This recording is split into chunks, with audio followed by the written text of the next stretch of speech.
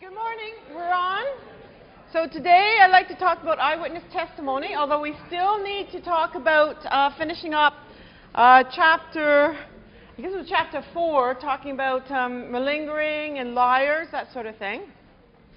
Unfortunately, the polygraph, the computer that runs the polygraph program is still sick.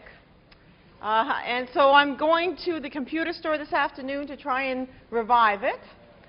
So I talked to Ian. So those of you who committed the crime or were participating in that, we're hoping that this thing will be fixed by next Monday. Okay? So next Monday, we will hopefully, we'll do our little in-class demo. Oh, next Monday is Thanksgiving. Well, Ian was the one that suggested that. He obviously doesn't know about Thanksgiving. Okay, well, I'll tell him that he doesn't have to come in on Thanksgiving unless you guys want to come in. I know, right. But okay. So I'm going to suggest Wednesday, that Wednesday instead. And I'll email him and remind him about Thanksgiving so that he can cook a turkey. Okay, so we're going to talk about eyewitness. Maybe I should mention the quiz after class today. I will release the quiz to you at noon today. You'll have from noon today until midnight Friday. So any 1 hour period you want, you sit down in front of the computer and you do your quiz. Okay, here's a lot of talking. So on the quiz, oh, that got your attention. There'll be 20 multiple choice questions on the quiz. It'll cover from chapters 1 to 4. This isn't your course outline. Chapters 1 to 4, and will include up to the lecture on Wednesday. So it'll include the polygraph information. Yes, I'll be talking a little bit of I will be covering malingering today, but malingering was covered in within chapter 1 and 4, in particular chapter 4. So that will be on the quiz. So you do need to know that material. So as I've already mentioned several times, I suggest you read the chapters 1 to 4, look over the PowerPoint slides, look over your notes prior to attempting the quiz. You'll have 1 hour, 20 multiple choice. Certainly it shouldn't be too difficult, but if you haven't read any of the material and you think you're going to go back and find everything within an hour, I don't think you'll have enough time. You only have one attempt, right? So you can't read all the questions, then come back 2 days later and answer the quiz. So once you start the quiz, the clock starts ticking. Okay, any questions about the quiz? No? Okay. So what we're going to be covering today, what's up on the screen is from cases from Project Innocence, or the Innocence Project, established by 2 lawyers in the United States in 1992. So they were working at a law school. They started investigating cases where they thought an individual had been wrongly convicted. So all of those photos up there represent individuals who were wrongfully convicted on the basis of false eyewitness testimony. That was a primary cause of them being convicted for crimes including murder and sexual assault. These individuals spent between 17 years and 31 years incarcerated. Those faces up there. You'll notice there's more African American than Caucasian individuals. 70% of the 244 cases of DNA exonerations in the United States involve individuals from minority groups. So there's 244. So you can go to Project Innocence website. They list all 244 cases. Gives you a little bit of a synopsis of the case, the reason for the wrongful conviction. But anyway, today's class we're going to go back a little bit. So we're going to rewind. We're going to go back to deception for the first part of the class. Then we're going to move into memory, eyewitness identification, that sort of thing. So I'm going to talk about the white lie literature. Right? Call them little liars. We're talking about 3, 4, 5, 6-year-old liars. I'm going to talk about malingering mental disorder, and I do have a quick video clip to show you. Then we'll move into memory for events, false confessions, and the misinformation effect, or the post-information effect. Okay, so that's what I'm hoping to cover today.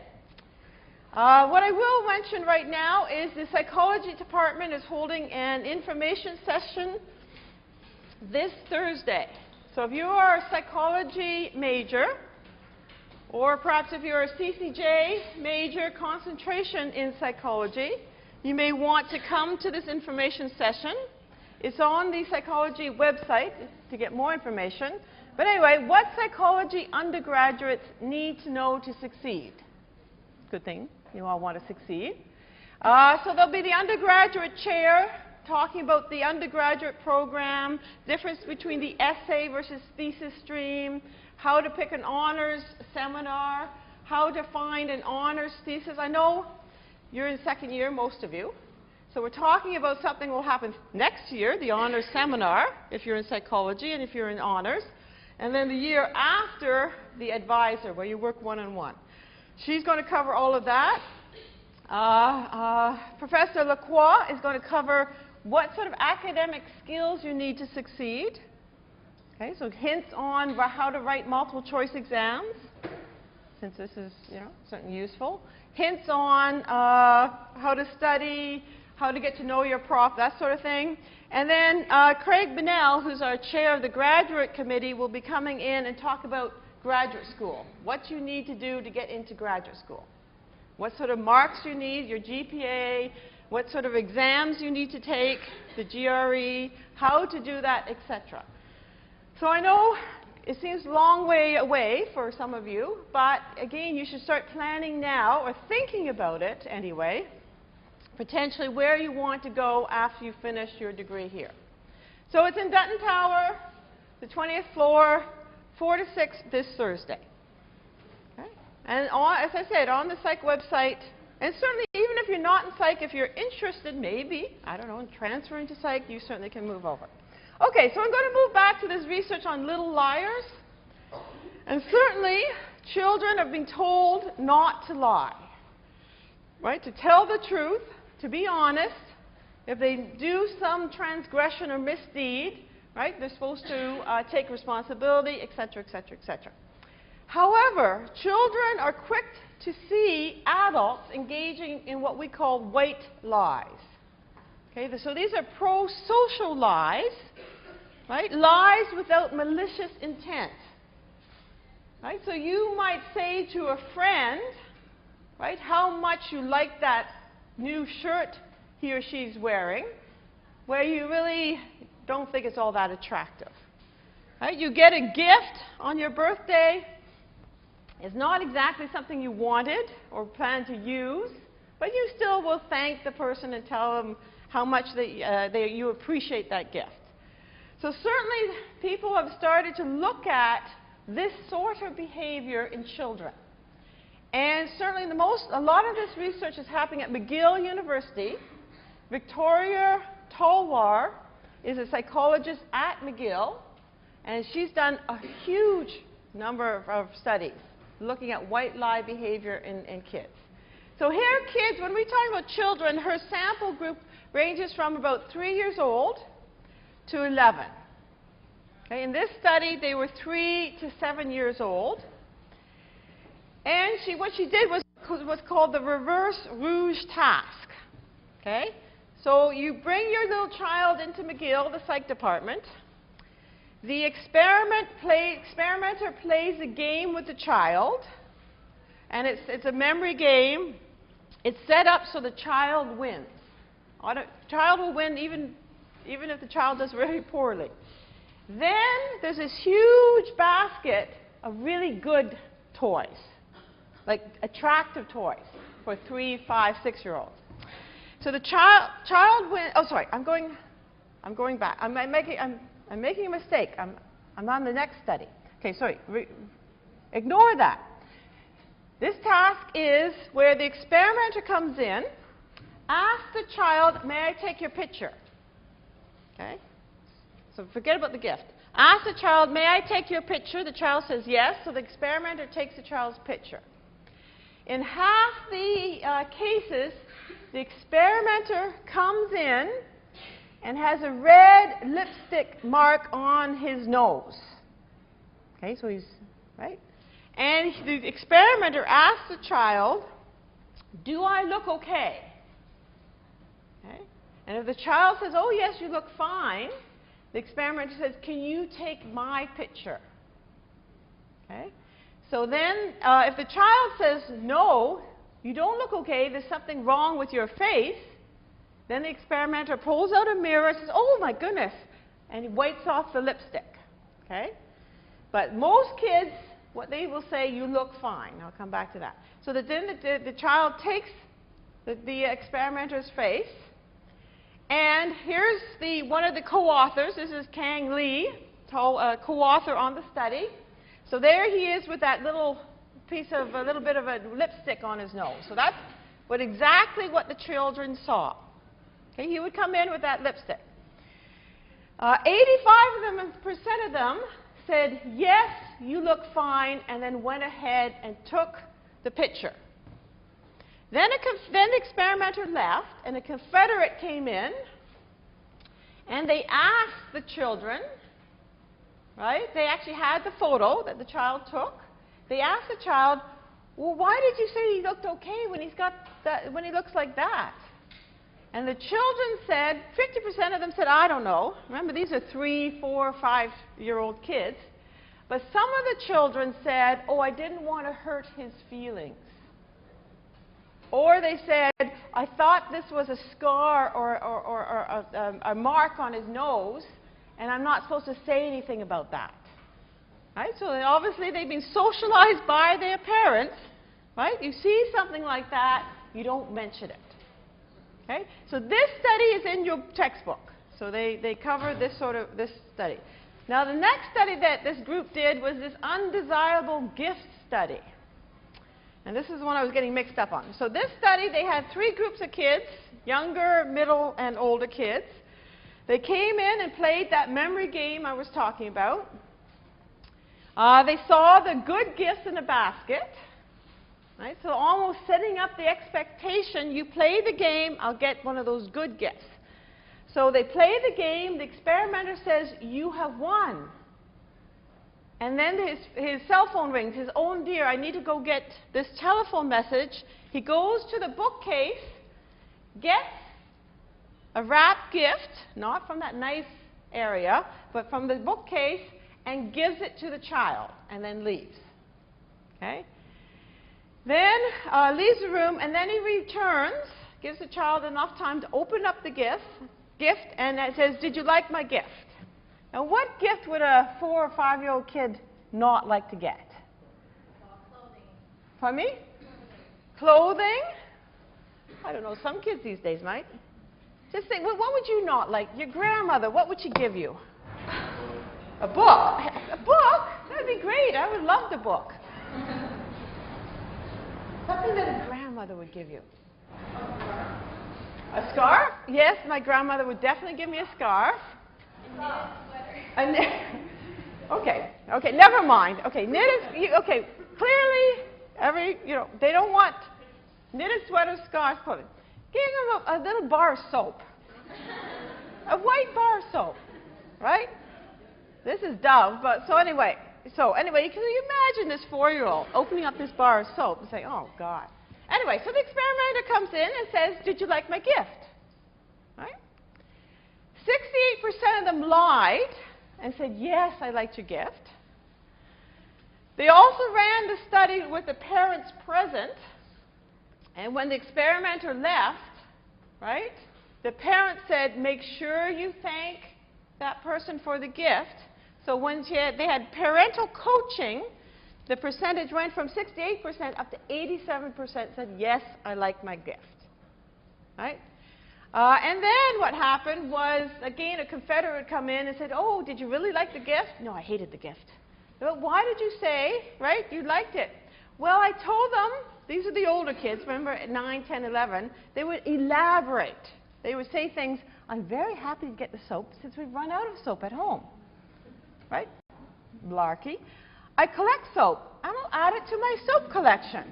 Right? So they're just making up stories, maybe to make themselves feel better, but also perhaps to make the experimenter feel better. Okay? I mean, I think this would be fun sort of research. Right? You bring these little kids in and get them to do things and study white lie behavior. Turns out also the older the kids were in this study, the more likely they would tell white lies. So comparing the 3 to 5-year-olds versus the 9 to 11-year-olds, the older the kid, more likely to tell white lies.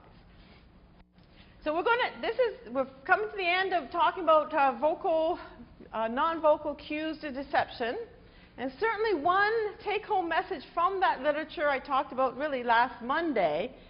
Remember I talked about gaze aversion doesn't work very well. Fidgeting, playing with hair or necklace doesn't work that well.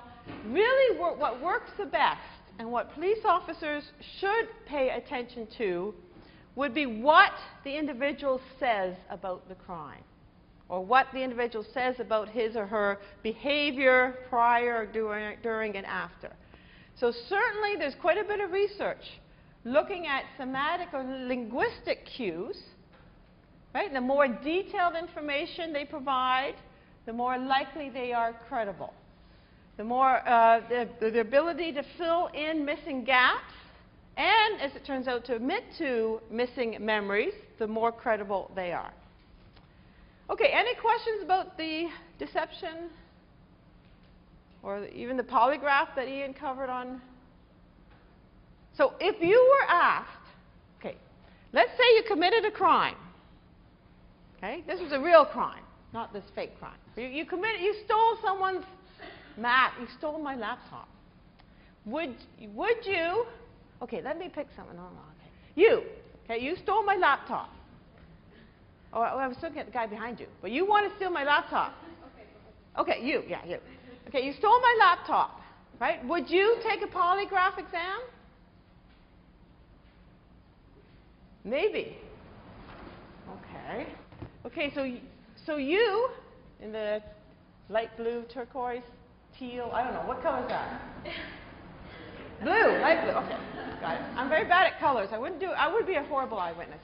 So you did it, but you're falsely accused. Okay? I think you did, but you didn't.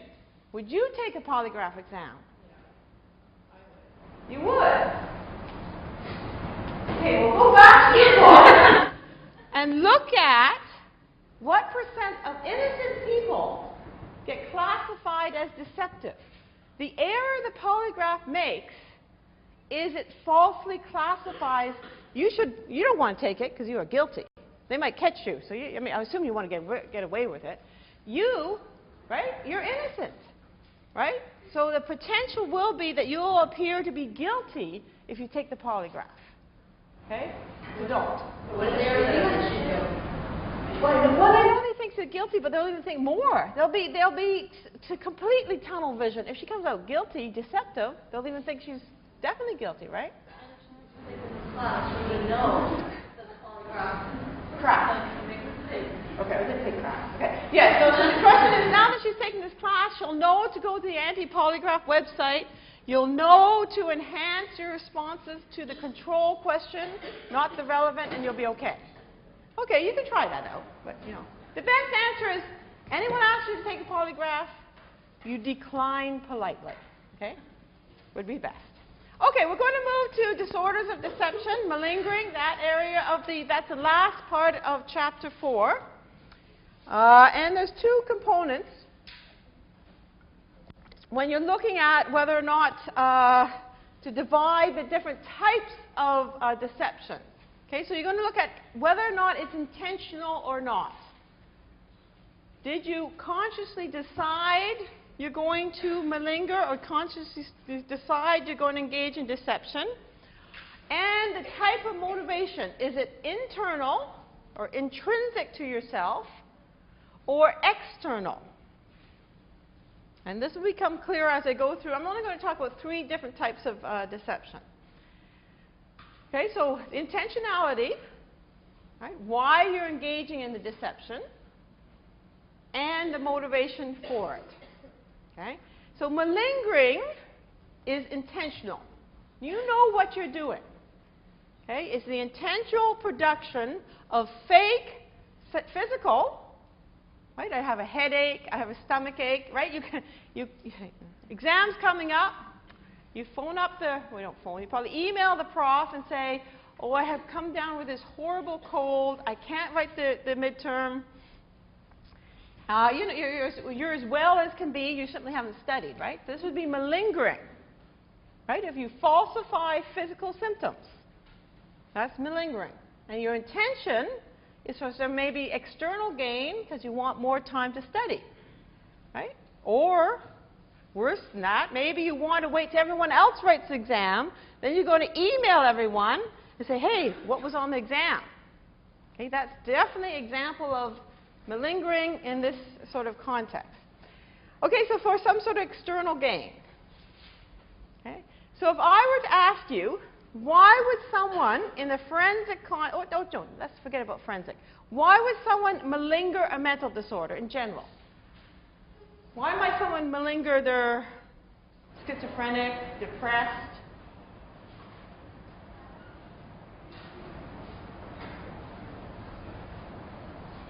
Okay, at the back here. They don't have to go to jail. I mean, they'll just be sent to an institution. Okay, so you might, but the answer was so they don't have to go to jail. You can be sent to an institution instead. So perhaps if you're facing a very serious offense, you don't want to go to jail. And instead you'd like to go to a psychiatric facility where you think you might be able to get out sooner, right? Certainly.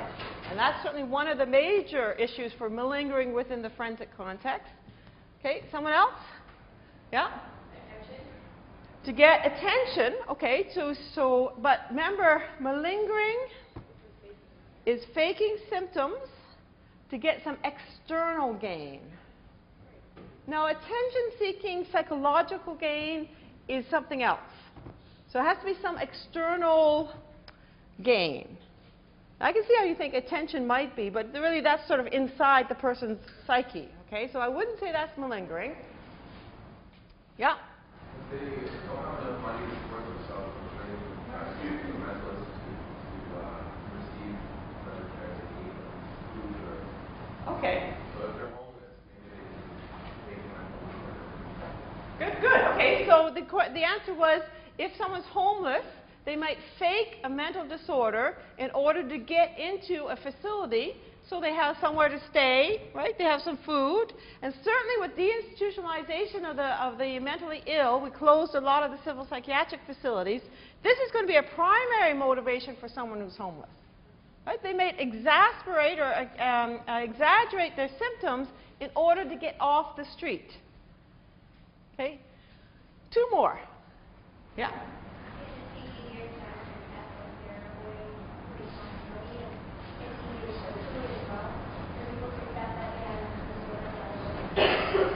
Okay, certainly, so it's easier for someone to accept they have a mental disorder, right? And so people will be more sympathetic towards them. So that might be why. But what would be, put yourself down in the States. Oh, about 30, I know you weren't alive 30, 40 years ago. But anyway, what was happening 30, 40 years ago? Yeah? Pardon me? Well, that was certainly, yeah. You might malinger. They still have the death penalty in the States. You might malinger a mental disorder to avoid the death penalty. Right? If you're on death row in the United States, they're not allowed to execute someone who's mentally ill. So you've been sitting on death row for, what, 10, 15, 16 years while your appeals are going through.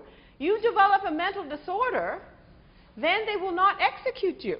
They need to treat you to restore you to competency so that you understand you're going to be executed, then they can kill you. Right? So if you're sitting on death row and you want to stay alive, I might even malinger. You might want to malinger a mental disorder to delay your execution. That would motivate me. Certainly. Okay, one more. One more reason why you might malinger.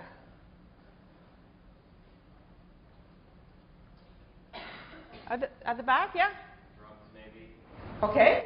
if you're in an institution, so the answer was drugs. If you're in an institution and you want to get access to Valium or, you know, something to make your time go a little easier, right? You might want to malinger sleep problems, other problems, or if there's a type of prescription drug that other people want in the institution, you might want to malinger that disorder to get the drugs so then you can exchange them for other drugs.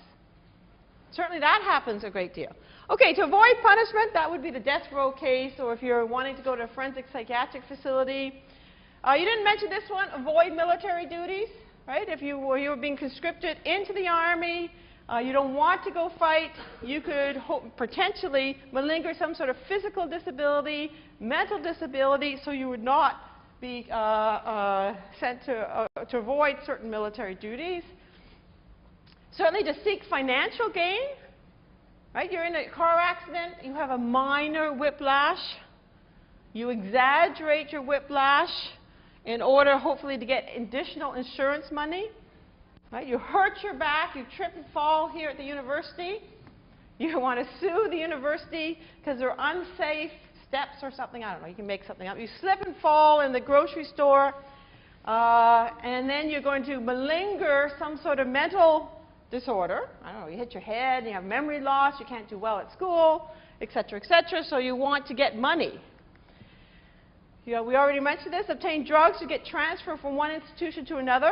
You think it'd be easier time to go from your maximum security institution to that medium security institution over there that has a treatment program, so you might malinger that. And we already talked about this issue about the homeless, right? Wanting to get into a facility because of the lack of facilities for them out in the community. Okay, so there's a whole host of reasons why individuals malinger. It's been estimated that within the forensic context, about 5% of suspects or individuals within the forensic system malinger a mental disorder. About 5% definitely malinger, and in another 20% of cases, suspected malingering. It's very difficult to judge whether someone's malingering or not. It's extremely difficult to know. You know, if I say I have a headache, right, how are you going to judge whether I truly have a headache? If I say I have neck pain after a car injury, how are you going to judge whether I really have neck pain and how severe it is? Okay, other disorders of deception include somatoform. So these are physical symptoms not due to an organic cause. There's no reason for these physical symptoms. Right? There's no injury that caused these physical symptoms. What's different from malingering is it's not intentional. Right? I didn't sit at home and plan to have these physical symptoms. They appeared. Okay? So it's unconscious, it's not intentional, and it's believed to be due to some intrinsic factor. Okay? Something within the individual. So, for example, if all of a sudden I wake up tomorrow morning and my hand feels paralyzed. Right here, just my hand is paralyzed. There's been no injury. They do MRIs, they do tests. There's no physical cause to this. It just developed. Okay?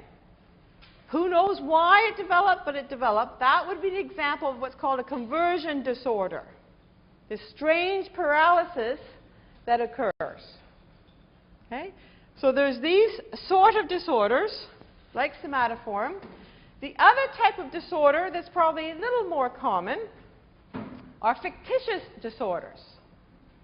Okay? So a fictitious disorder, now this is different from somatoform. It's similar to malingering because it's intentional. So if I were to ask you to differentiate, that'd be a good question, differentiate somatoform, malingering, and fictitious. Right? Malingering, fictitious, intentional. Somatoform, not intentional. Right? The difference between fictitious and malingering, malingering for some external gain, fictitious believed to be for some internal gain. Okay? So there's no external, like you're not going to get financial gain, you're not going to avoid punishment, you're not going to avoid military service, etc. Okay? An example of a fictitious disorder that you may or may not have heard about is Munchausen syndrome. Okay? Munchausen syndrome was, the name Munchausen was named after Baron Frederick Karl Munchausen, lived in the 18th century. This German, I don't know if you call him politician or dignitary, okay, what he would do, he would tell these most outrageous stories. So he'd hold hunting parties, he would hold parties at his estate, and then he would have these stories that he would tell. Like he was hiking one day and he fell into a real volcano. And he survived, obviously, because he was there to tell the tale. He also talked about being put in a cannon and blown out of the cannon and going all the way up to the moon. Right? So, again, pretty absurd. So he would tell these outrageous stories. So this is why the name Munchausen syndrome has been associated with this type of disorder where individuals will falsify fake physical and psychological symptoms. They do it intentionally. So they'll go to the doctor. They're not trying to get out of work. They'll just go to the doctor and say, I have a tummy ache, I have a headache, I have a backache. Can I have surgery? No, there's no reason. Well, they'll go to another doctor. Can I have surgery? Then they'll go to another doctor. Can I have surgery? Okay, so they'll often shop around from doctor to doctor. Munchausen by proxy was a disorder that was first identified in England by a doctor in England, his last name Meadow. And he was concerned about the number of cot deaths, or sudden infant deaths in England. And he thought they weren't sudden infant deaths. He thought they were mothers killing their babies. And the reason they were killing their babies was that they liked the attention and sympathy it gave them. Right? That everyone felt sorry for them because their babies had died. So he coined, in 1977, he coined the term Munchausen by proxy. So you have a little, I don't know, a little 2-year-old.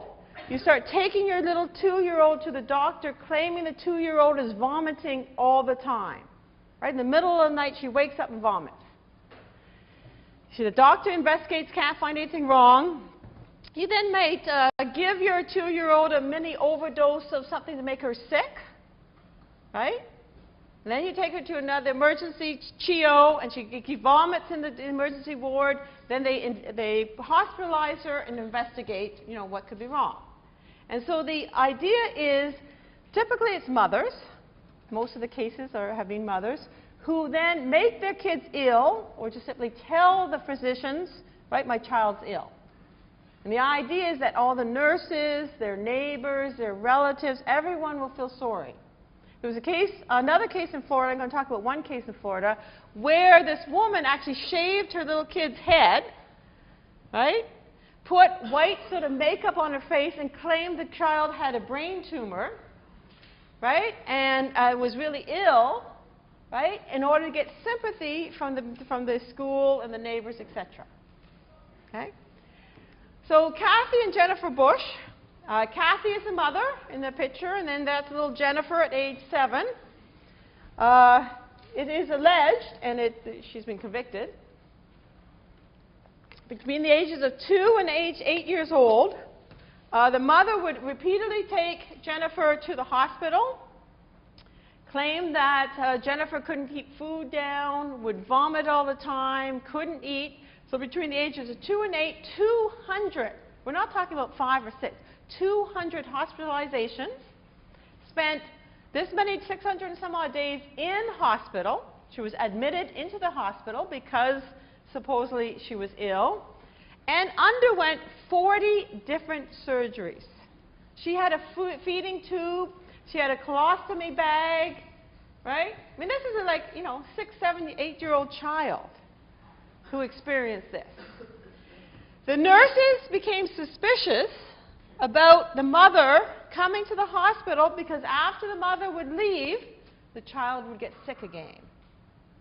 So supposedly, she was putting something into the feeding tube right, to make her child ill. In some cases, they actually have covert video right at the hospital to suspect this happening. Anyway, she was removed from the parents' care in 1995, put in foster care, and she got miraculously better. This GI, supposedly this, whatever problems she had, everything got better. She had to surgery to reverse a lot of the surgeries she had in the first place.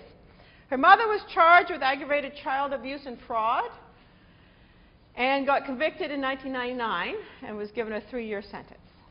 Okay, so it was alleged at trial that this Kathy Bush would be diagnosed with Munchausen syndrome by proxy. She wasn't making herself ill, she was making her little daughter ill.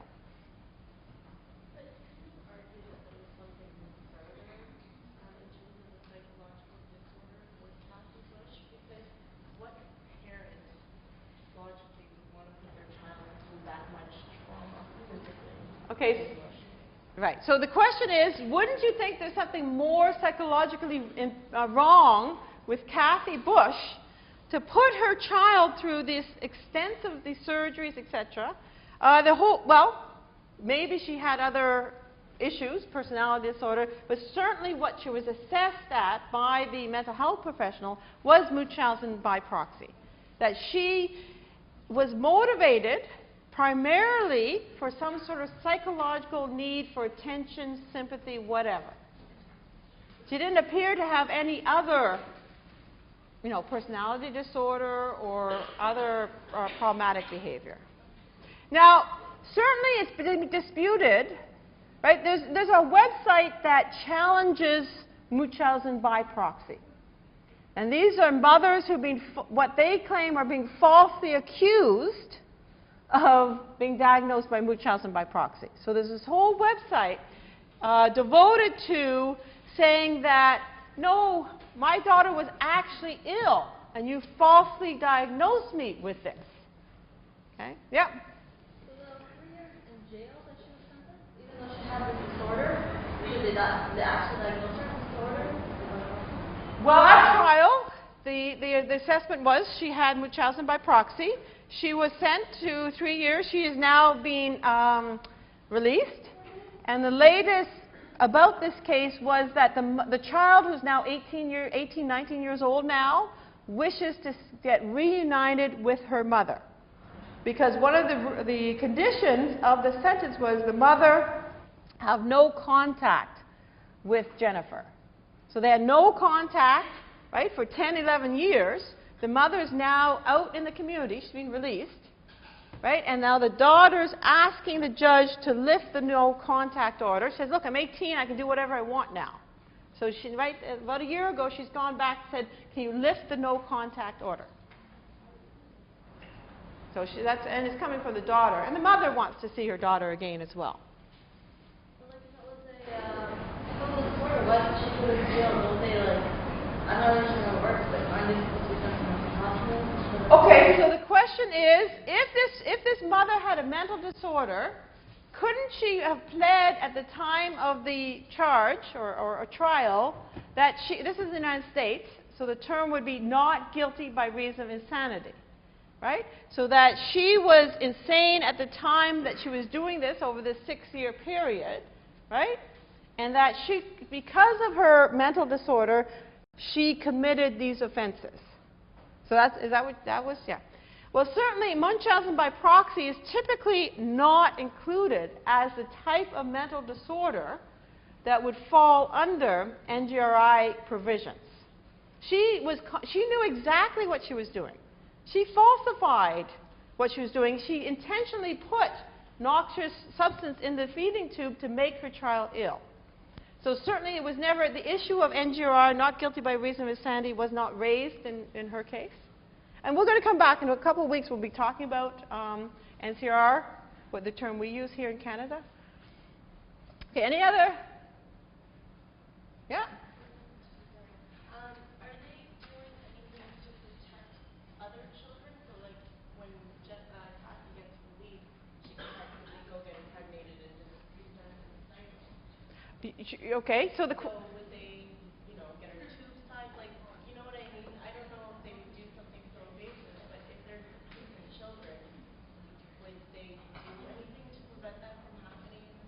Okay, so the question is, given her history of abusive behavior with her child, now that she's been released, she actually had, I think, two sons testified on her behalf. But would they do anything to try to prevent her from having more children where they might be exposed to this in the future? I don't believe I mean, now certainly the Children's Welfare Agency might monitor and watch her, but there's nothing. I mean, she served a sentence. She was given a definite sentence. She served her sentence. She is now released into the community. There would be no attempt to say, because we're worried about what you might do in the future, we would require you to, be, have your tubes tied or whatever along those lines. So no. Okay. Research on malingering, there's two types. You can do non-group design. So if I can find a sample, a clinical sample, or an offender sample where I know they've malingered. So I go into an institution and I can find a sample of offenders who are malingered. Maybe they confess to malingering. And then I can compare them to another sample of mentally disordered individuals who haven't malingered. But this is, again, very difficult to do. Right? To find a sample of malingers, you go into an institution, a forensic psychiatric facility or one of our penitentiaries, and I say I'm a Carleton researcher, malingers come and participate and study. They're not going to come. They don't want, this is not something they're going to admit to, right? Because they're doing this to get some sort of gain, right? So it's very difficult to do field research or non-group designs research in the area of malingering. So what most researchers do, and you've heard about lab studies when we were talking about deception, they use simulation studies. So, and most of the simulation studies have been done on university students. So we would come into a lab.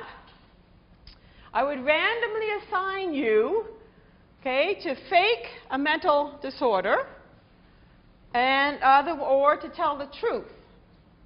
Okay, so you either fake or tell the truth. I might have a clinical comparison group. Let's say I want to see how easy it is to fake depression.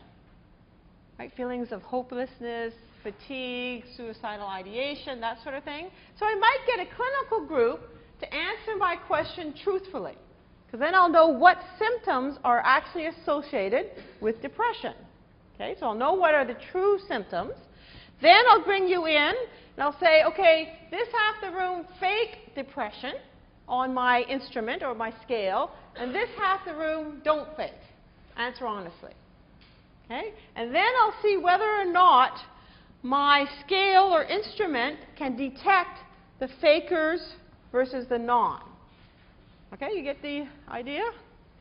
Now, certainly what they found in these sort of studies is that, one, some fakers actually aren't really motivated to fake. You're going in for some experimental credit, so you don't even follow the instructions. Your motivation to fake a mental disorder, right? You're not facing capital punishment. You're not facing maybe winning a $1.1 million settlement, right? You're coming into some psych experiment or some psych prof or graduate students. You're not all that motivated, right, to fake a mental disorder. So it doesn't sort of reflect the true, real, or ecological validity. And they've done research showing that even students asked to fake, they say, well, I don't really like lying, so they don't comply with the faking disorder when they're told to fake. So that doesn't really work all that well. But anyway, the research have tried this, and certainly it is possible to malinger on some disorders, like depression. Right? If you know that for the clinical symptoms of depression is feeling sad, well, it's pretty easy to circle an answer. Do you feel sad every day? You say, yes, that's me. Do you feel hopeless? Oh, okay, that's a depression symptoms. I can circle that. Okay? Now, certainly depression is not malingered that often. What's more often malingered in the forensic context is being psychotic. The reason why being psychotic is malingered is that is a type of disorder, psychosis, that you will potentially be found not guilty by reason of insanity. Right? So if you can pull it off, and you could falsify psychotic symptoms, you could potentially, right, be found NGRI. So you're going to do it right now. Okay. So you're caught. You are going to try to malinger being psychotic. Okay? So get ready. I mean, you don't have to stand up and malinger. You just sit in your seats and do this. Okay, all I want you to do is say true or false. Okay, so if you're in this situation, you're trying to malinger being psychotic, okay, a schizophrenic, would you answer these questions true or false? Okay, everyone know what we're doing? Okay. So I often believe that the radio is stealing my thoughts. Okay, okay, true. Okay, you're all saying, okay. I usually hear voices coming from inside my head, but they're hard to understand. Right? Remember, you're trying to malinger. Think of what a truly psychotic individual would answer. Right? Because that's what you're trying to pretend you are, truly, genuinely psychotic. Okay, so true or false. Okay, just keep in your mind. The messages I get often tell me to go hurt others. Okay. Here. On the ceiling, right in that corner up there, I have seen a green devil laughing at me. Yeah, okay. There are people out there deliberately plotting against me. You might think that's not true now, but anyway, you're psychotic. Okay, so I'm going to answer how someone who is truly psychotic would have likely answered those questions. So you know how you answer these questions. So I often believe the radio is stealing my thoughts. Thought stealing is extremely rare. Thought, right, insertion, right, the radio, TV is trying to put thoughts inside my head is much more common. Okay? So really trying to detect malingerers, you're saying what are the common symptoms of psychosis? And if you are reporting really rare symptoms, especially across the items, then you probably will be sort of suspected of malingering. I usually hear voices coming from inside my head, and they're hard to understand. It turns out that 80% of voices, if you're psychotic, right, 80% of voices people report are coming from outside their head, not inside. So if you're truly psychotic, you say, no, the voice is coming from outside my head. And typically, someone who's truly psychotic, the message is very clear. It's not vague, you know, this vague message. It's very clear. They hear what the message is. So if you said that's true, again, that's an unusual symptom. The message I get often tell me to go hurt others. This is, command hallucinations are common. So people will hear command hallucinations. But the most common command hallucination is not to hurt others, it's to hurt yourself. So this idea that you got this command to go kill, kill, kill, go rape, rape, rape, is almost non-existent in truly psychotic individuals. Okay? So that would be unusual.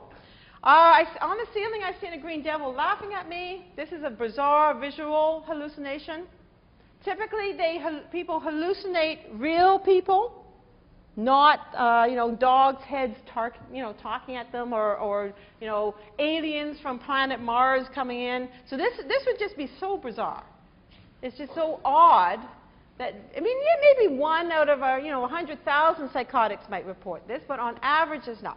There are people out there deliberately plotting against me. Persecution beliefs are very, very common in schizophrenics. So if you answered that true, that would be a symptom that is very common among schizophrenics, so that you'd have it right. Okay? So in your book, it's got a box about clinical indicators of malingering. That individuals tend to overact. Right? They report bizarre, severe symptoms, atypical symptoms. Okay, so things like visual hallucinations, right? If they report visual hallucinations in black and white, turns out that's very unusual. Most individuals who are truly psychotic will have visual hallucinations in color. Right? So you might not know that, right? So I asked you, isn't your visual hallucination in black and white like those old TVs? You think, oh yeah, maybe that's right. Yes, that's what it looks like. But actually, the true visual hallucinations are in color. Yeah? Well, okay, they've looked at, okay, the question is, what about people who are mentally psychotic and who are drug addicts? Certainly, even they've done research to look at what are the common visual somatic hallucinations for drug addicts. So they've done that as well, to look at what is common and what's not, to try and detect that. So that's a good question. Okay, you're eager to discuss symptoms. Most schizophrenic patients, they do not want to discuss their symptoms. Right? These are not things that they want to disclose. They often try to keep them hidden. They know that they're socially inappropriate, some of their behaviors. So if you get someone sitting in front of you and saying, hey, let me talk about all the hallucinations and delusions I have, that's very unusual. Mode of presentation, if you ask a question, right, do you recognize the voice you hear? Right, so they have some auditory hallucination. And I simply ask you, do you recognize the voice? And you think you're trying to malinger. You might have to think, well, should I say yes or no? Right? What would be the right answer? Right? So you start hesitating, right? That would be a cue that you're malingering. You should, if you're actually hearing the voice, you should know, do I recognize it or not? The other thing that often comes up, if you ask them to provide additional details, things like, do you do anything to cope with your visual hallucinations? So you're seeing something that's not there. Do you do anything? And you might decide, oh no, there's nothing I can do. You're faking, right? There's nothing I can do. Most schizophrenics actually have developed adaptive coping mechanisms, right? They turn on the TV. They go seek interpersonal contact with someone, right? They go for a walk, right? So they often will have these coping techniques, right? And you might not know that if you're trying to falsify. Inconsistency, rare symptoms. Okay? So there's both positive and negative symptoms of schizophrenia. The positive symptoms are these hallucinations, delusions that most of us think of when we think of someone who's schizophrenic or psychotic. Most schizophrenics have what we call the negative symptoms, the blunting of affect, the speech or illogical speech. Malingerers tend not to try and replicate those symptoms. They tend to talk about the unusual symptoms, delusions, and hallucinations. Often, it will be a very sudden onset if you're malingering, right? Just before you committed that homicide, suddenly you develop these symptoms. You're age 44. Suddenly you become psychotic. No history of this at all. Very atypical. Okay, so this would not be your typical symptom or typical pattern. And finally, behavior does not support symptoms. So when you're right in front of the mental health professional and I'm interviewing you, you talk about these symptoms. Then you go back, let's say on the ward or back to your cell, right, to see what happens. Right? And you ask the psychiatric nurses or you ask the correctional officers, is this person talking about hearing voices or seeing things? And no, he's completely normal. He's interacting fine with the other inmates. Right, or the other patients. So it's very, very difficult to maintain a psychotic disorder when you're not truly psychotic. Like 24 hours, 7 days a week to maintain this. So often people get caught out when they think people are not looking at me, then all the symptoms go away. Also, if you're out in the community, you interview parents, spouses, family members, right? And they simply say, no, I didn't see any signs. This person never acted odd to me, right? Everything seemed fine to me, right? Never thought there was, the neighbor was plotting to kill him when he went out. None of that is apparent, okay? So I'm going to talk about the most famous case is Kenneth Bianchi. Some of you may be familiar with the Kenneth Bianchi case. This individual decided he was going to malinger dissociative identity disorder. Okay, or back then it was called multiple personality disorder. So in multiple personality disorder, you have two or more identities. These two identities take over your behavior and control your behavior. Typically, these two identities, two or more identities, are very different. So you can be a nice, friendly, caring individual, reliable, etc. Then you can have a different identity who's totally opposite. Will wear different types of clothing, use different language, may do things that you would never do if you're in your other personality. Often when you're in the other identity, and now this is important, if you're in your other identity, you may or may not remember what your first identity did. So you might go out to a bar and get into some altercation, then the next morning you wake up and you're in your other identity and you don't remember going to that bar. You don't remember doing that altercation. Okay? Certainly, again, this is another disorder. There was huge debate, right? Does it exist or doesn't exist? But it's believed to be due to severe abuse, physical or sexual trauma at early age. Then the individual starts repressing one identity and another identity starts emerging. Anyway, so Steve Bianchi, who is Kenneth Bianchi, he was involved, oh sorry, it doesn't come up that well. Anyway, Kenneth Bianchi was involved with Angela Bono down in Los Angeles. They were the Hillside Stranglers. They killed 10 women in LA. Kenneth had a police badge. He would stop women and tell them they had to come with him. So they would pretend they were police officers. They'd take them to Angela Bono's house and torture them and kill them. It was called the Hillside Stranglers. They would leave the bodies on the boulevards in LA. Okay, so they killed 10 people down in LA. Kenneth Bianchi's girlfriend moved up to Bellingham, and Kenneth went with her. Angela Bono stayed in LA. In Bellingham, Kenneth killed 2 women in Bellingham, and he was caught for these murders. Okay? He was a security guard. He set up to, he told these 2 women to come to this house that he was watching.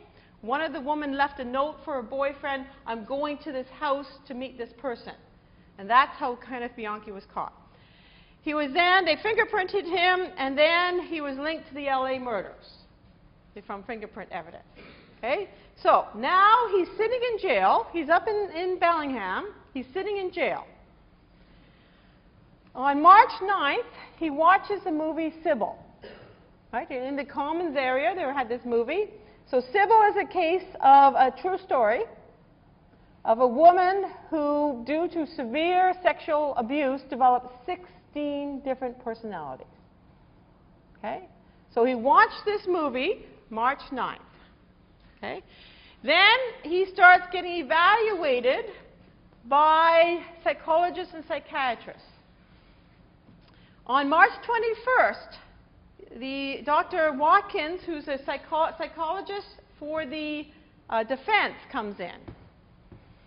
He thinks that Kenneth doesn't have very good memory for some events. He says, well, why don't I hypnotize you? And under hypnosis, you'll have a better recall of what you were doing and what happened.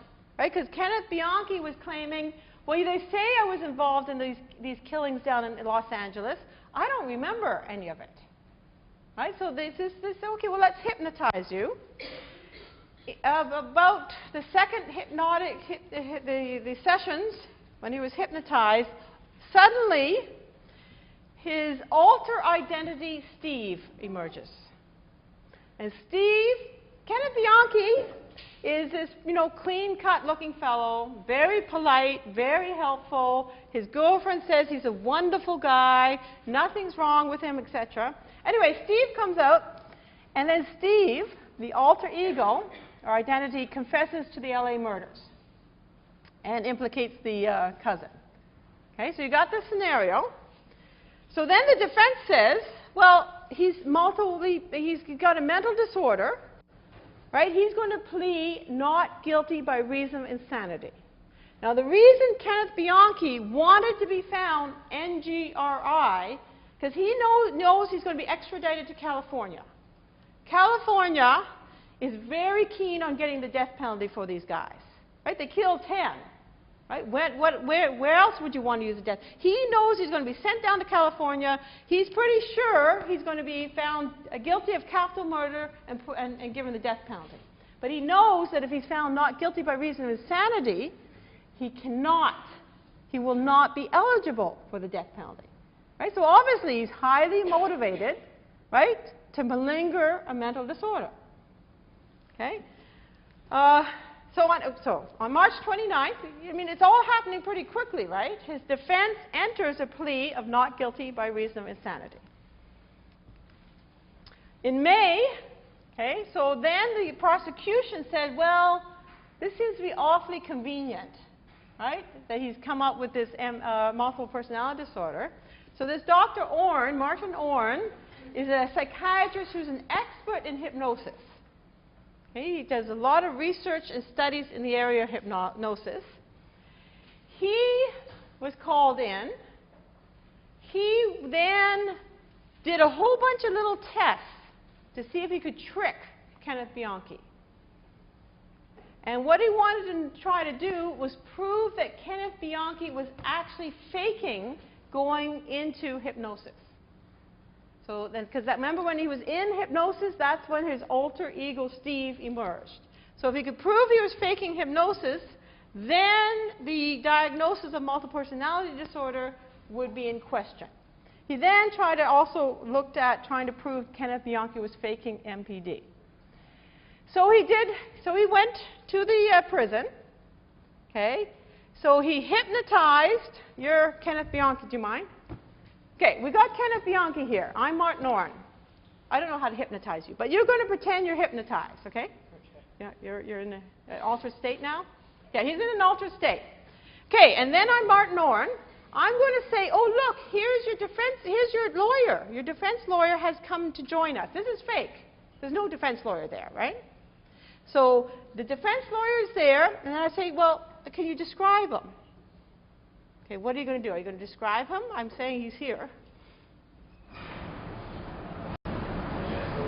Okay, I guess, yes. Kenneth was a little more.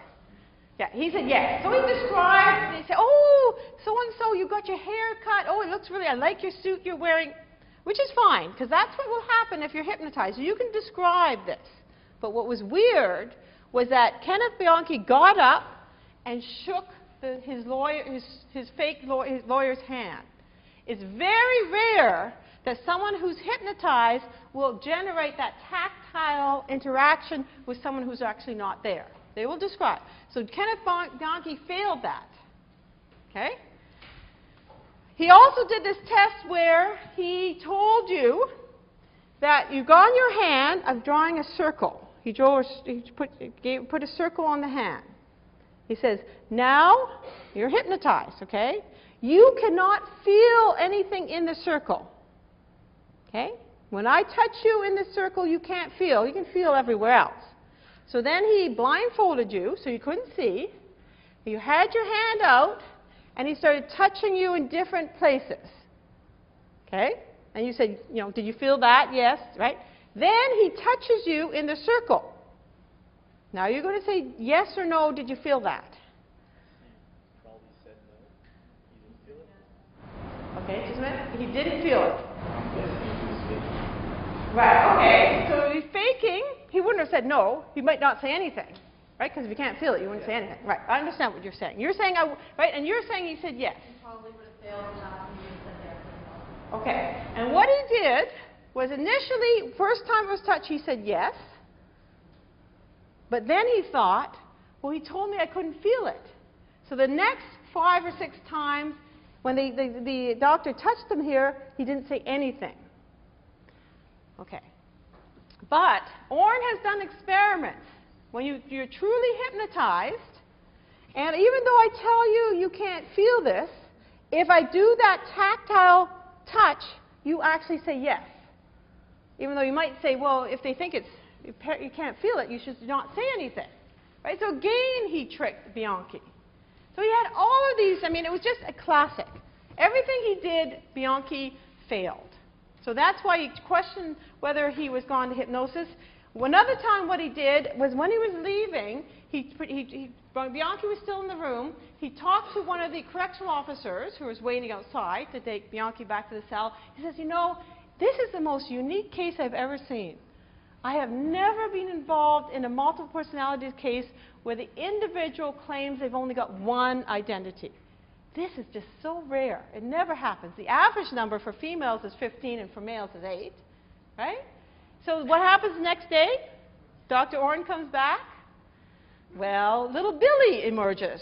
The 5-year-old Billy emerges, and then another guy emerges. So the very next day, Bianchi says, oh, you know, I better make this more realistic, and he had others. So anyway, basically, they didn't believe him. And so once he realized they weren't going to buy the NGR, this guy was going to testify against them, he decided, well, I'll plea bargain. Right? So he plea bargained with the prosecutor in California, saying, I will plead guilty to the 10 counts of murder. And they said, well, okay, if you plead guilty, we'll take the death penalty off the books, but you must testify against your cousin, because we really want to get your cousin, because they thought the cousin was the ringleader here. So then, certainly, he testified against his cousin. Okay?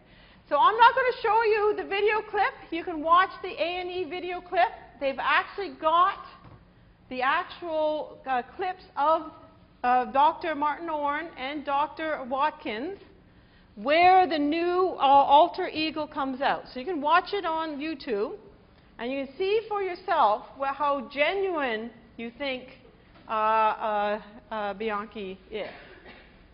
Okay? I mean, the police watching these tapes, they said, this is ridiculous. This is absurd. This guy is clearly faking. Right? And the problem was this Dr. Watkins was really excited. He thought, hey, I found a multiple personality disorder. This multiple personality disorder went out and killed 12 people. I'm going to be made famous. You know, maybe I'll write books on this. I'll write articles on this. So there was expectation on the part of this Dr. Watkins that he simply was going in there believing that he had such good skills that he had actually identified this case. Right? And wasn't very, you know, didn't question the issue of malingering. Okay, any questions about Bianchi? Okay, we're going to move to looking at Chapter 5 now, looking at stages of memory and false identification. Okay, so for eyewitness testimony, first of all, you need to perceive the event. Right? I'll need to perceive that something has happened.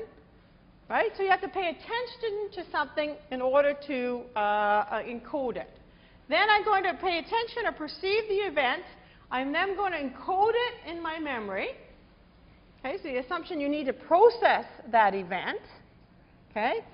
Then I'll either store it initially in short-term memory. Right? Then it will be processed and stored in long-term memory. Okay, so all of that could happen. So that's what's happening in eyewitness testimony, right? You perceive something happening in the environment. You're going to store it in your memory. Then, when the police come to question you, right, you're going to attempt to retrieve this memory, right, and report what happened. And answer questions that the police will ask. Now, certainly it's the case that when you store something in memory, there's lots of active processes that are happening. It's not that you see a scene, and we were on camera here, so we could go back and watch the scene again, right? But this is not how memory works, right? You perceive something, you might then think about it again, or hear about it, or someone will tell you about it, right? And then you'll reconstruct what you remember. So it's not nice and clear. It's quite a messy process. And you can have recall memory versus recognition memory. So recall memory, I simply ask you to remember the details of what happened, or describe the individual you saw perpetrate a crime, right? Recognition memory is like what you're going to be doing for the multiple choice quiz, right? I'm going to ask you whether you heard this voice, right? Maybe you were assaulted by someone and they had a ski mask over their head, but you heard their voice. So do you recognize this voice? Do you recognize this person in a lineup?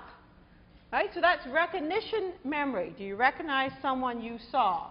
Or recognize the car that was involved in the crash, etc. Okay? So those are two different types of memory that they probe for. And when studying eyewitness testimony, there's what's called the system versus estimated variables.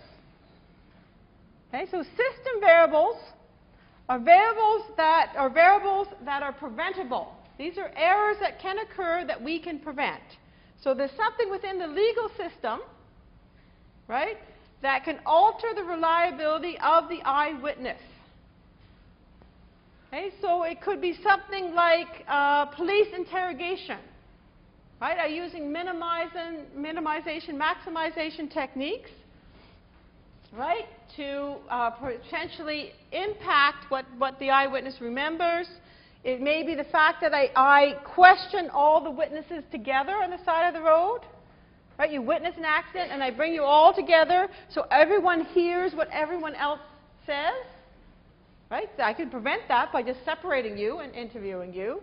It could be the type of lineup procedures are used. And I'm going to talk about lineup procedures on Wednesday. Then there's the estimator. Right? So the reason they're called estimator because we have to estimate the impact on the eyewitness. So these are what's happened in the situation.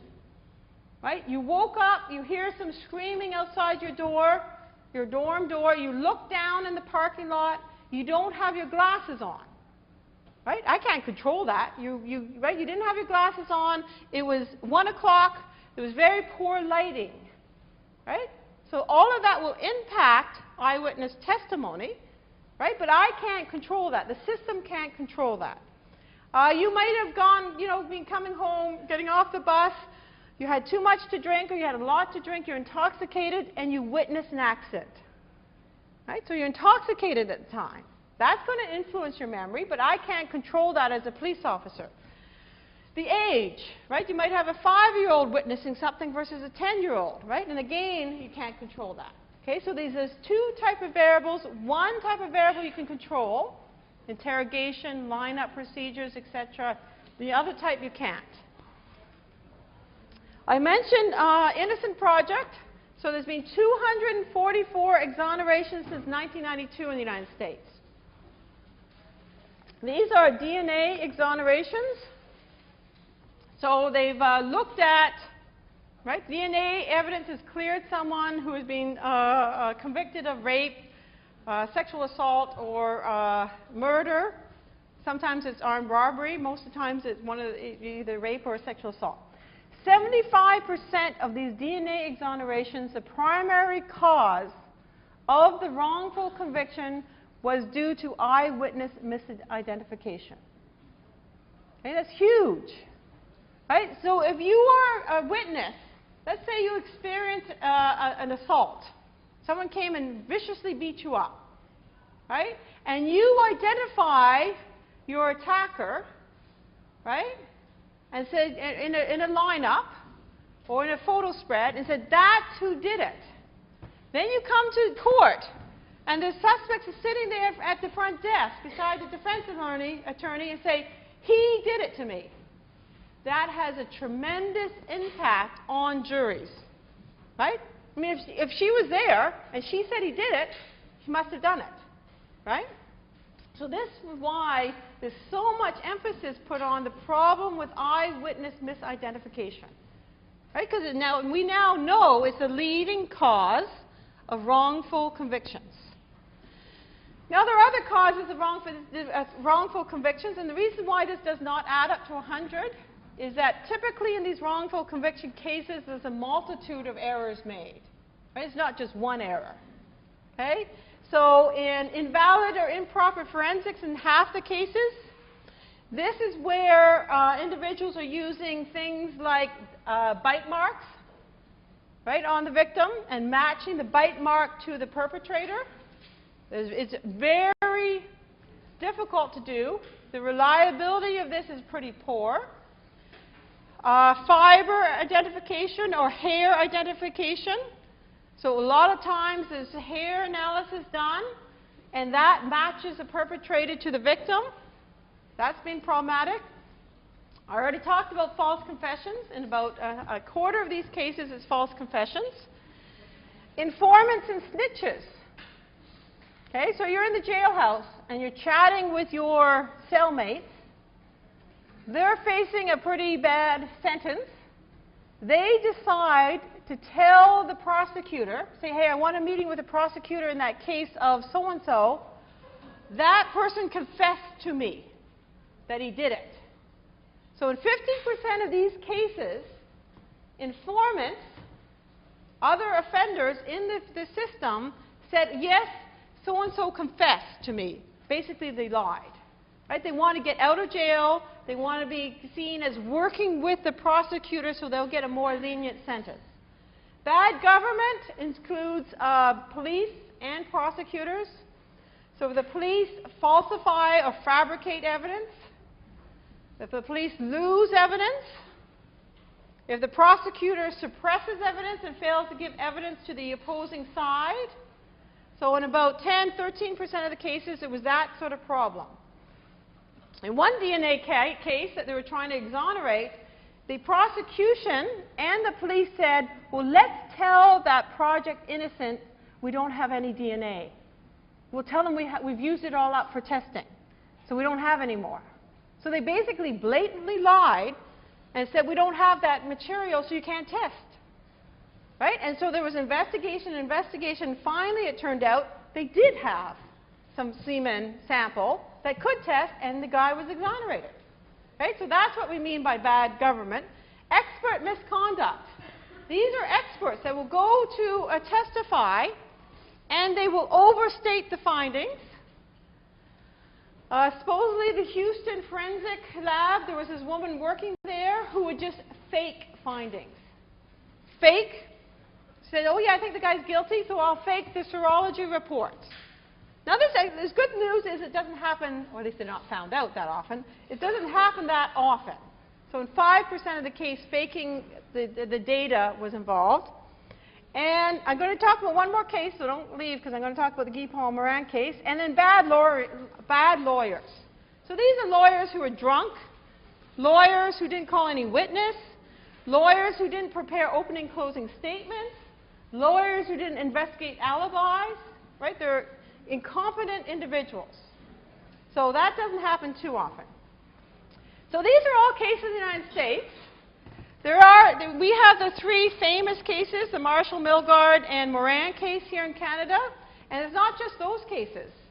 I'll give you the site for the Canadian wrongfully convicted, and you can go to their site and look at the Canadian cases. Certainly, Guy Paul Morin was one of the more famous cases here in Ontario. In 1984, he was charged with the rape and murder of Christine Jessup. She was abducted from home. She was 9 years old, abducted from home, taken about 50 miles away, raped and murdered. The police suspected Guy Paul Morin because when they went to interview the neighbors, and he's the neighbor, okay, so he's at, well, what, 24, 25 years old, still living with his parents. The police thought, oh, that's kind of weird. Why is he still living with his parents? So they went and interviewed him, and they started talking about, oh, the neighbor's kid is gone missing. And he was sitting there, and they thought he was acting strange. Right? He had this strange demeanor, strange stare is what the constable talked about. So anyway, then he became their prime suspect. Certainly he was acquitted in 1987. He was acquitted of the rape and murder of Christine. He was retried and convicted in 1992. Okay? Then there was the Kaufman inquest into what happened. And they came up with 119 recommendations based on this Guy Paul Morin. But basically, there was improper forensics. There was one dark hair found on the necklace of Christine. That dark hair was linked to Paul Morin, right? And the woman testified that yes, this hair came from the suspect. There's no way that the hair analysis would be at that stage where you'd make that conclusion. So she overstated the reliability of hair analysis. Bad government at the Center for Forensic Science in Toronto. They had taken all of these bags of evidence from Moran's Honda Civic, from the scenes, from her bedroom, from the crime scene, and they got contaminated. Okay? Police tunnel vision. As soon as that one constable interviewed saw Guy Paul Morin, he was convinced that Morin was the guilty suspect. No one else was looked at. They kept on focusing on when did you check out, when did you come home, and they simply completely focused on him. And they had these two jailhouse snitches, Dean May, and the guy's name, they don't identify him in the report. So May is a child molester. He was in the jail for child molesting. He wanted to get out of jail, right? So he claimed that Guy Paul Morin, had confessed to killing Christine to him. And then he got his friend to say, yes, he confessed to me too. So both of these individuals testified at trial and said that he had done it. Okay, so you see in this case there's nothing to do with false identification or false confessions. Morin never falsely confessed to this crime. He claimed he was innocent the whole time. Okay, I'll just put this last slide up. So if you want to find out about Canadian cases, you can go to the Association in Defense of the Wrongfully Convicted. This came about in 1993 after the Guy Paul Morin case. People were trying to get him found innocent, so it came out. And I'll talk about, or you can Google Dr. Charles Smith. He's a notorious, disgraced forensic pathologist who got it wrong 20 out of 40 times. 13 people were convicted here, primarily in Ontario, on the basis of this doctor's testimony. Right? A 7-year-old girl got killed by a pit bull. This doctor said, no, it wasn't the pit bull, the mom stabbed her to death. Those wounds, these fang marks from the pit bull was covered with blood, by the way, but anyway, no, I think the mother killed the daughter. Right? I think the mother strangled her son. Right? So he got it wrong time and time again, and there's still cases that are in the system where they're looking at this Dr. Smith. Okay, we'll see you on Wednesday.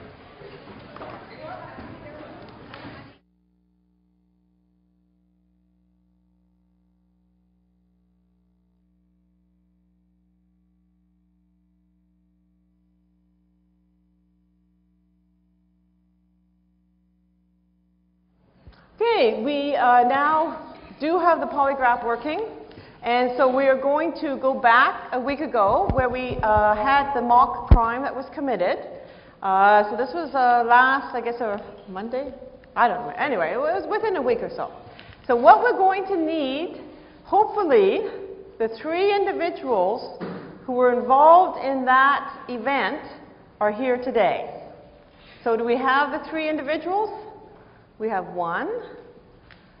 Uh-oh. We have 1. Where are the other 2?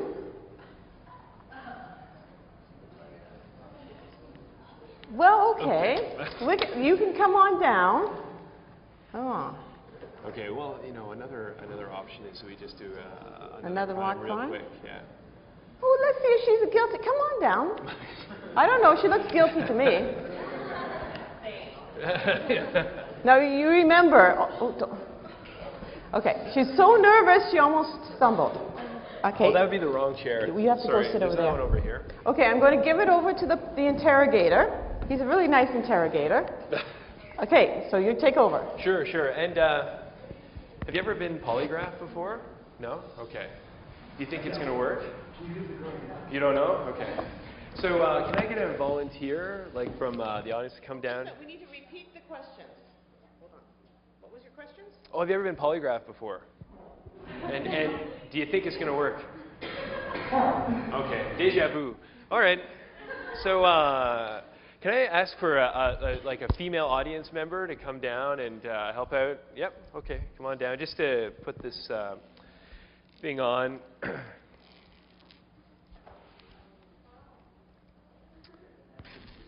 It's not intimidating at all, eh? So, yeah. Okay, so there's a lower and an upper respiratory gauge here. So if I could ask you to put this on her, right? And the way it goes is just under the armpits, Okay. around the back, right? And then you hook the chain up like that. Okay? So I would suggest coming back here, or you can grab the chain there and that side. So again, it's just under the armpits and across the top of the chest for that one. Does it have to be like tight or? It has to be snug, like not uncomfortable, right? But snug. So it won't. It's not going to move or fall. Okay. All right. And then this one goes on.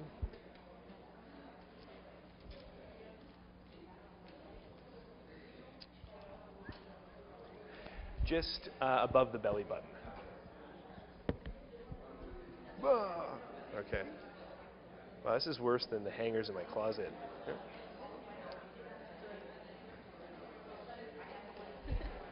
Okay. There you go. And again, yes.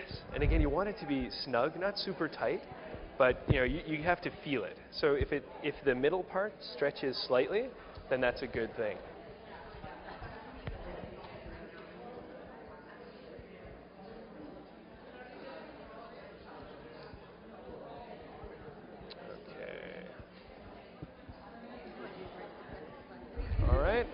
And the next part is the skin conductance, or the electrodermal activity. So what I'd like you to do is take one of these guys here, Yeah. right? And then what you want to do is put it on your, I guess, left hand's fine, right? And you want to put it here and here Okay. on these two fingers. Okay. Okay? So right in Like those the green parts. part. What's that? Sorry? The green part, eh? The green part, yeah. The green Okay. part's going to connect right in the middle. Okay. And like the best way to put it on is across like that, because it'll really Okay. stick around the finger. Yeah. So, Okay. okay.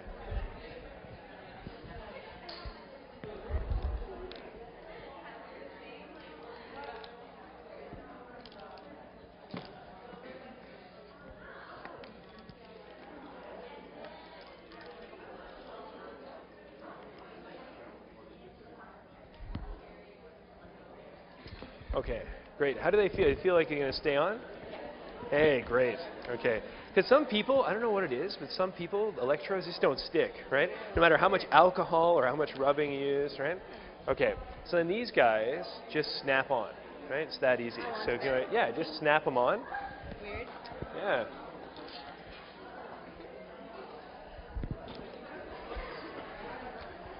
Okay, and the last thing is to pick up the cardio, just put this on an earlobe. So pick any earlobe.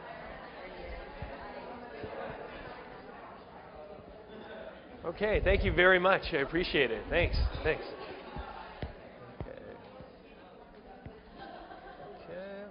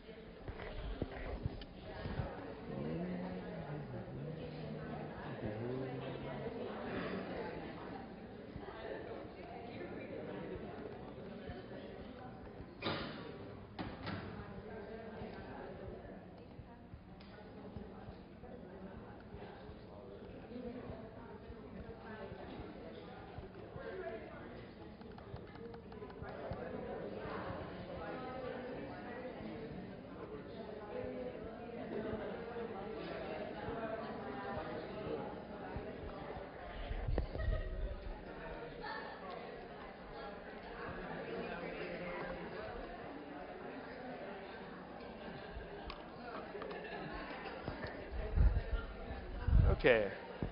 Can I just look at the ear clip thing there? Okay, sorry. All right, and maybe, yeah. Let's try that out. Sometimes, okay. All right, so here we go. Let's give that another try there. All right, I'm just going to clip it onto your sweater, yeah, if that's okay. Okay, sorry. Just let it clip it on there, like that.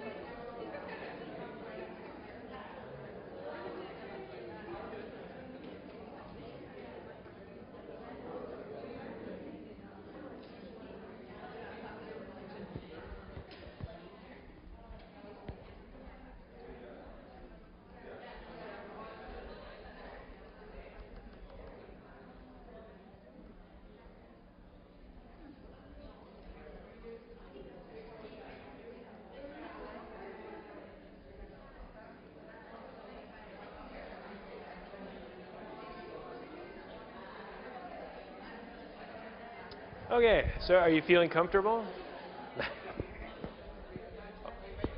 Almost. Just want to make sure. So, just so you guys know, what I'm doing right now is I'm just trying to calibrate the settings to her physiology, right? So each person that you polygraph, you're going to try to adjust it so that, you know, like it doesn't overemphasize any kind of channel, because some people are more active and less active depending on what you're looking at, right? So, for example, you don't want to be amplifying your electrodermal too much if it's going to go off the screen like it is. Right? So you're going to bring it down, something more workable. Okay. All right. So what we have here is P1 is the upper respiratory channel, right? So up here.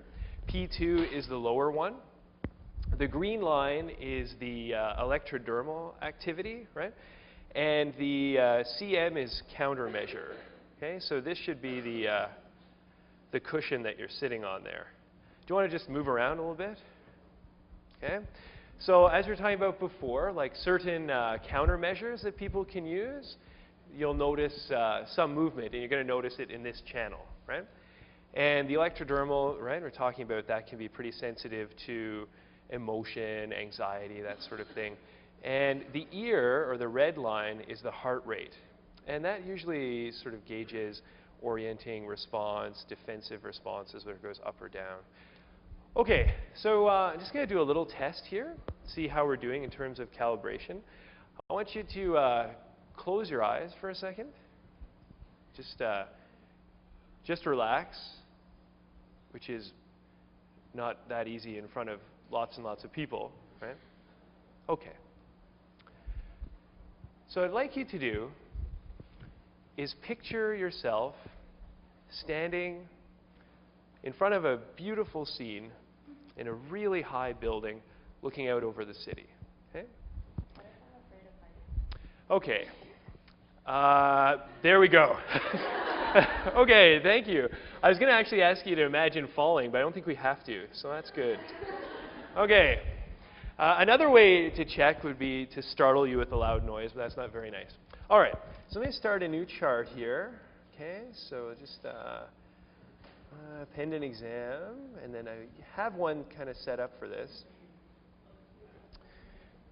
So if you remember from last class, somebody, right, committed a crime. And I asked all of the 3 participants to write down some information about themselves. And I'm going to use these questions as control questions or irrelevant questions just to sort of get the ball rolling. And the approach I'm taking is like a control question test type of approach. So if you remember, the relevant questions are about the crime itself. The control questions are designed to elicit a little bit of emotion.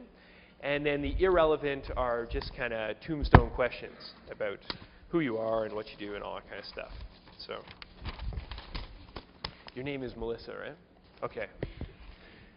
So I don't want to get ahead of myself here, but I want to make sure that we're talking about the same thing. Okay, so here we go. I'm going to start recording the charts. And what I'd like you guys to do, because I'm not going to go and formally score this or anything like that. This is just for fun. But I want you guys know who the guilty party was. So you know if she did it or not. I don't. Okay? What I'm going to try to do is, looking at the charts, I'm going to try to figure out if she's a guilty party. So just to get a sense of how the polygraph works, I'd like you to pay attention to changes as I ask the questions and see if you can figure out where she's having a response, right, and what that might mean. So we can discuss it quickly after. I know Adele's kind of eager to do her class. I appreciate having the opportunity to come back in and finish it off. All right? So let's start the exam. Okay, and let's try to be quiet, just so, you know, right? Okay. This test is about to begin. Are you ready? Okay, I think you're telling the truth. All right. In particular, I'd like you to pay attention to the green line. Okay? All right. First question. Are you a Canadian citizen?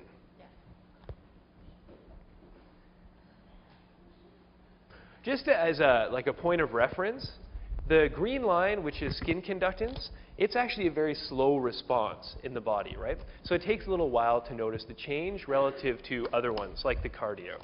Okay? Next question. Did you look in the pocket of my coat? No.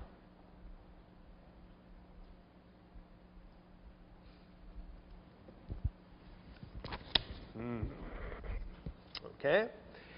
Do you live in Ontario? Yes.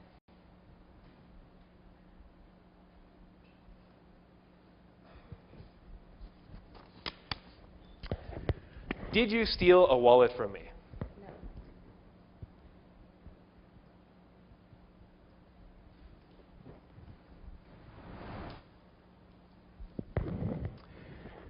All right.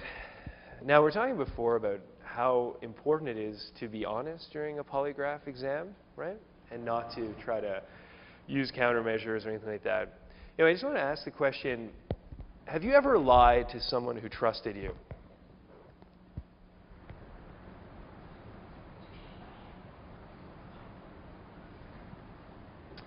All right. And do you live in Ottawa?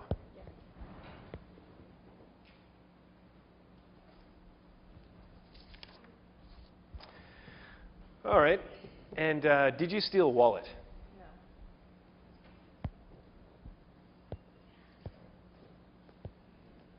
Now, you know, even though you give it back, it's still stealing, right? Okay.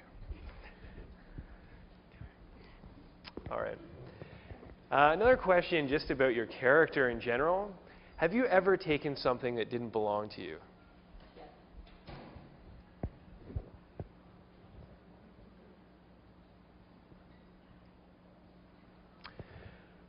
Are you over the age of 20? Yes.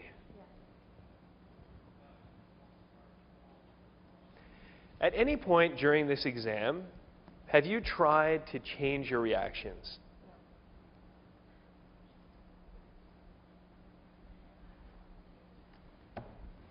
Okay, that's it.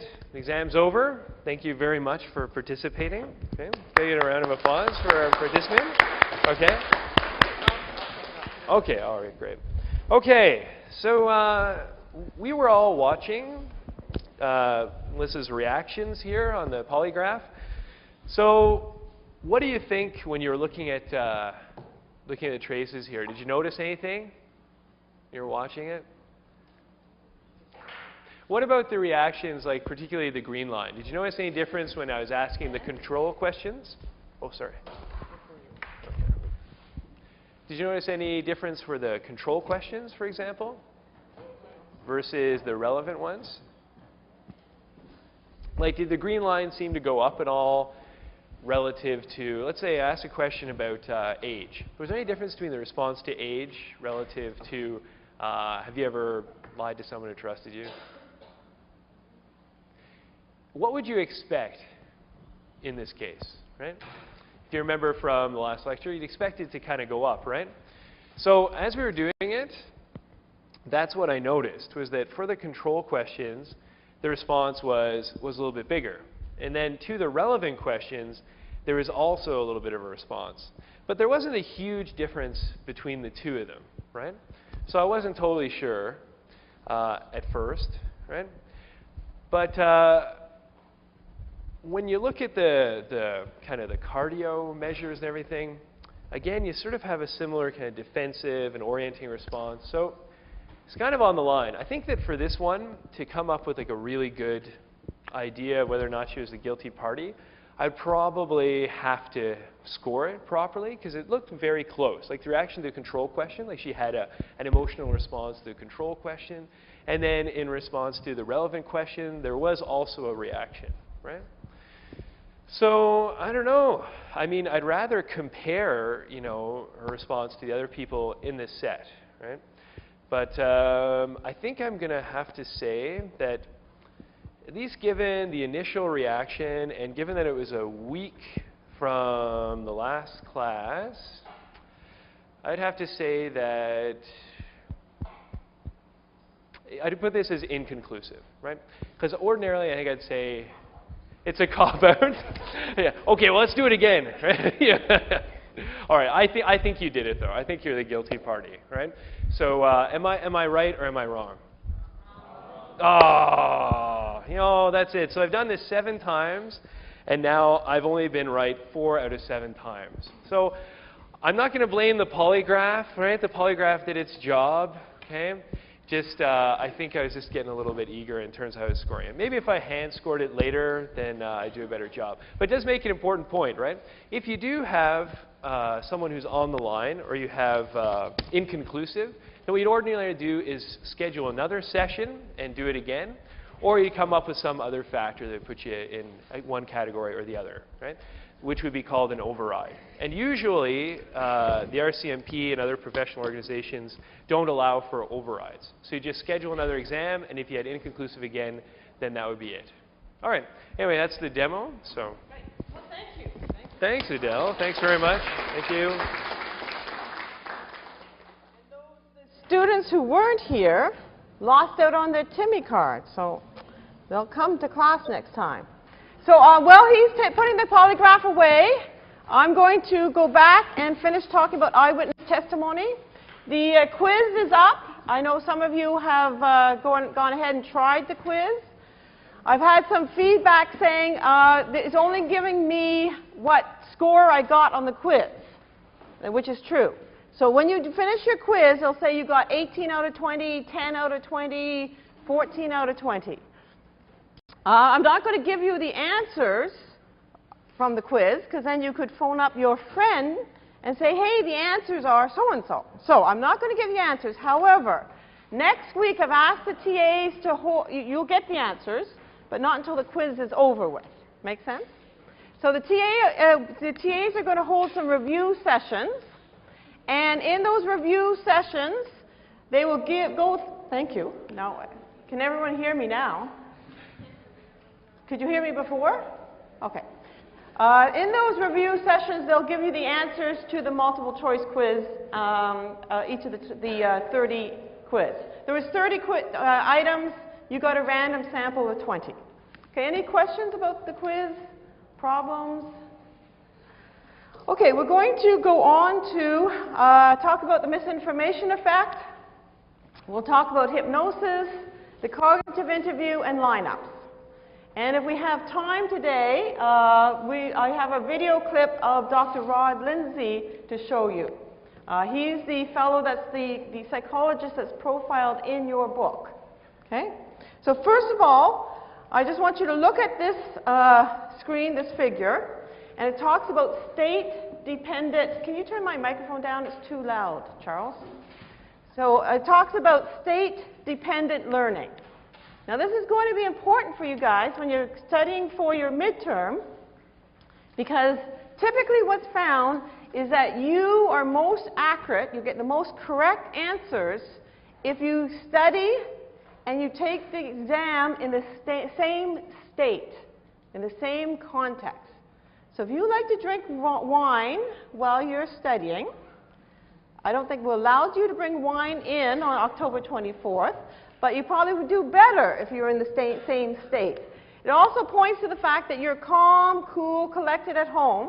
Then you come into the exam and you're highly anxious, right? You've studied everything, you know everything, but in the exam context, when you're anxious and stressed out, you don't do as well, right? This is part of this state-dependent learning. So this particular study is famous. If you've done cognitive psychology, they will probably talk about the study. This is where they had deep-sea divers learn something on land, and it was simply a list of words for them to remember. And then they either recalled them on land or they recalled them under the ocean in the deep sea when they were diving. Okay? And what you see by this, if they learned it on land, which is the green bar, and they recalled it, thank you, Ian, don't forget your coat. There might be a wallet in there.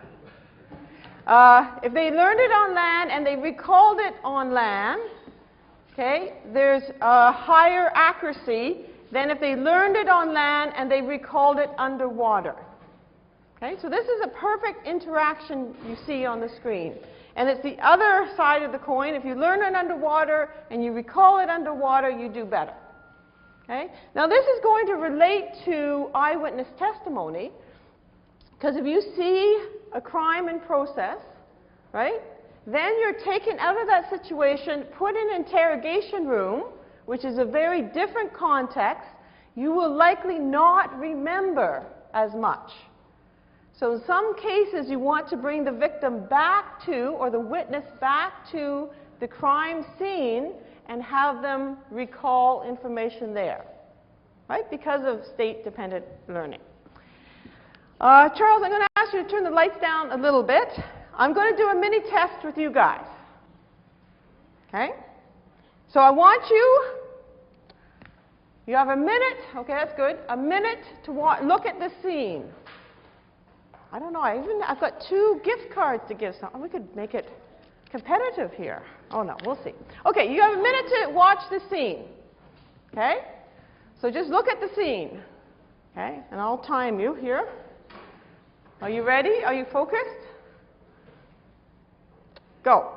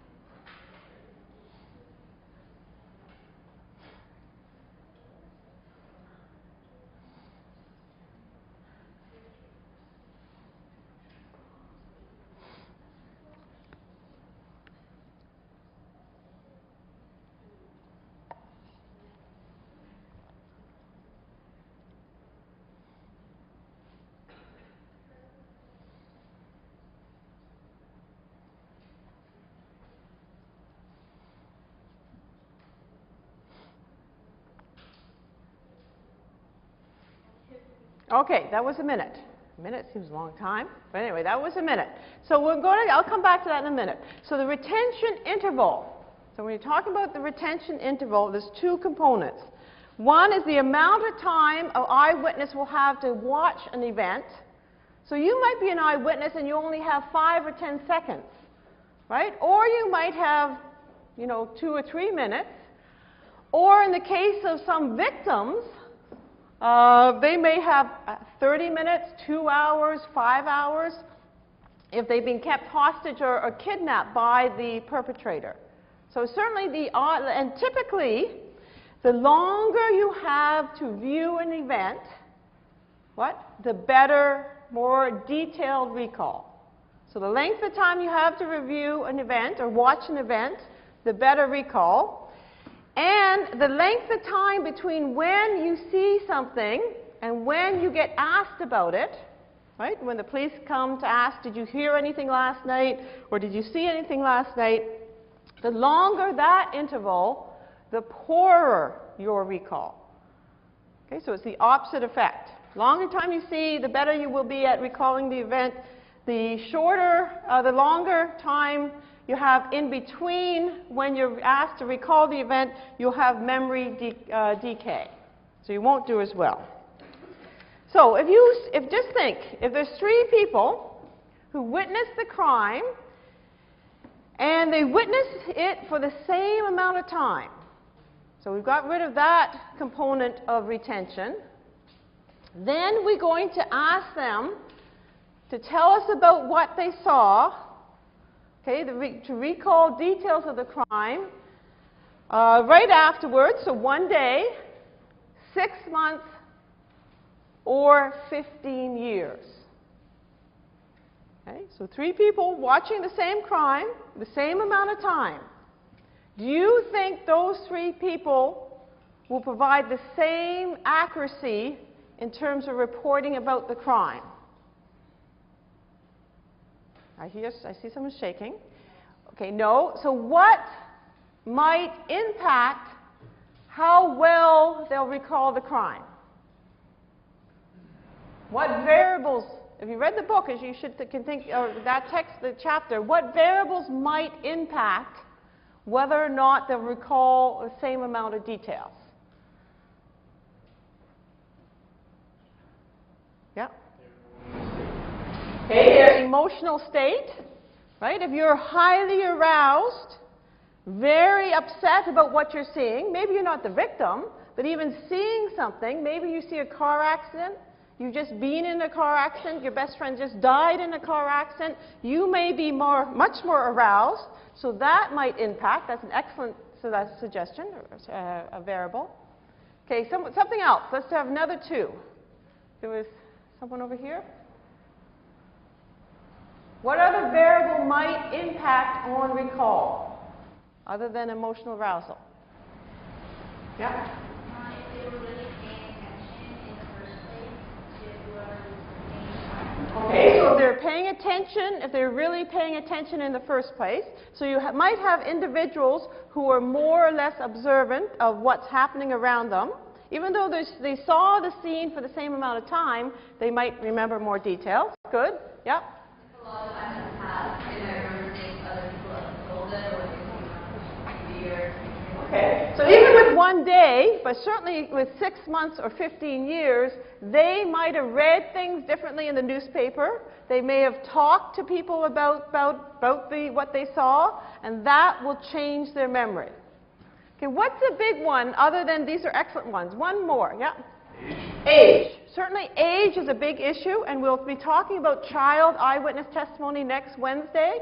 So it depends on the age of the observer, right? It may well depend on the ethnic racial background, right? The cross-racial effect.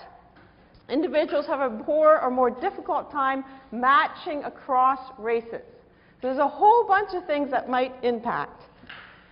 There's things called flashbulb memories. So these are either very personally significant, so something that happened to you that was highly emotionally arousing, and that you remember them in great detail, or they're sort of worldwide events, assassinations, the Trade Center, big events there was lots of discussion about the events. So if I were to ask you, where were you when you heard about 9/11? So that's going back now 8 years, right? It was 8 years ago. Does anyone remember exactly where they were when they heard about or when that event happened? Yeah? Okay, so he was in grade 6, and it was just after lunch, and the teacher told you?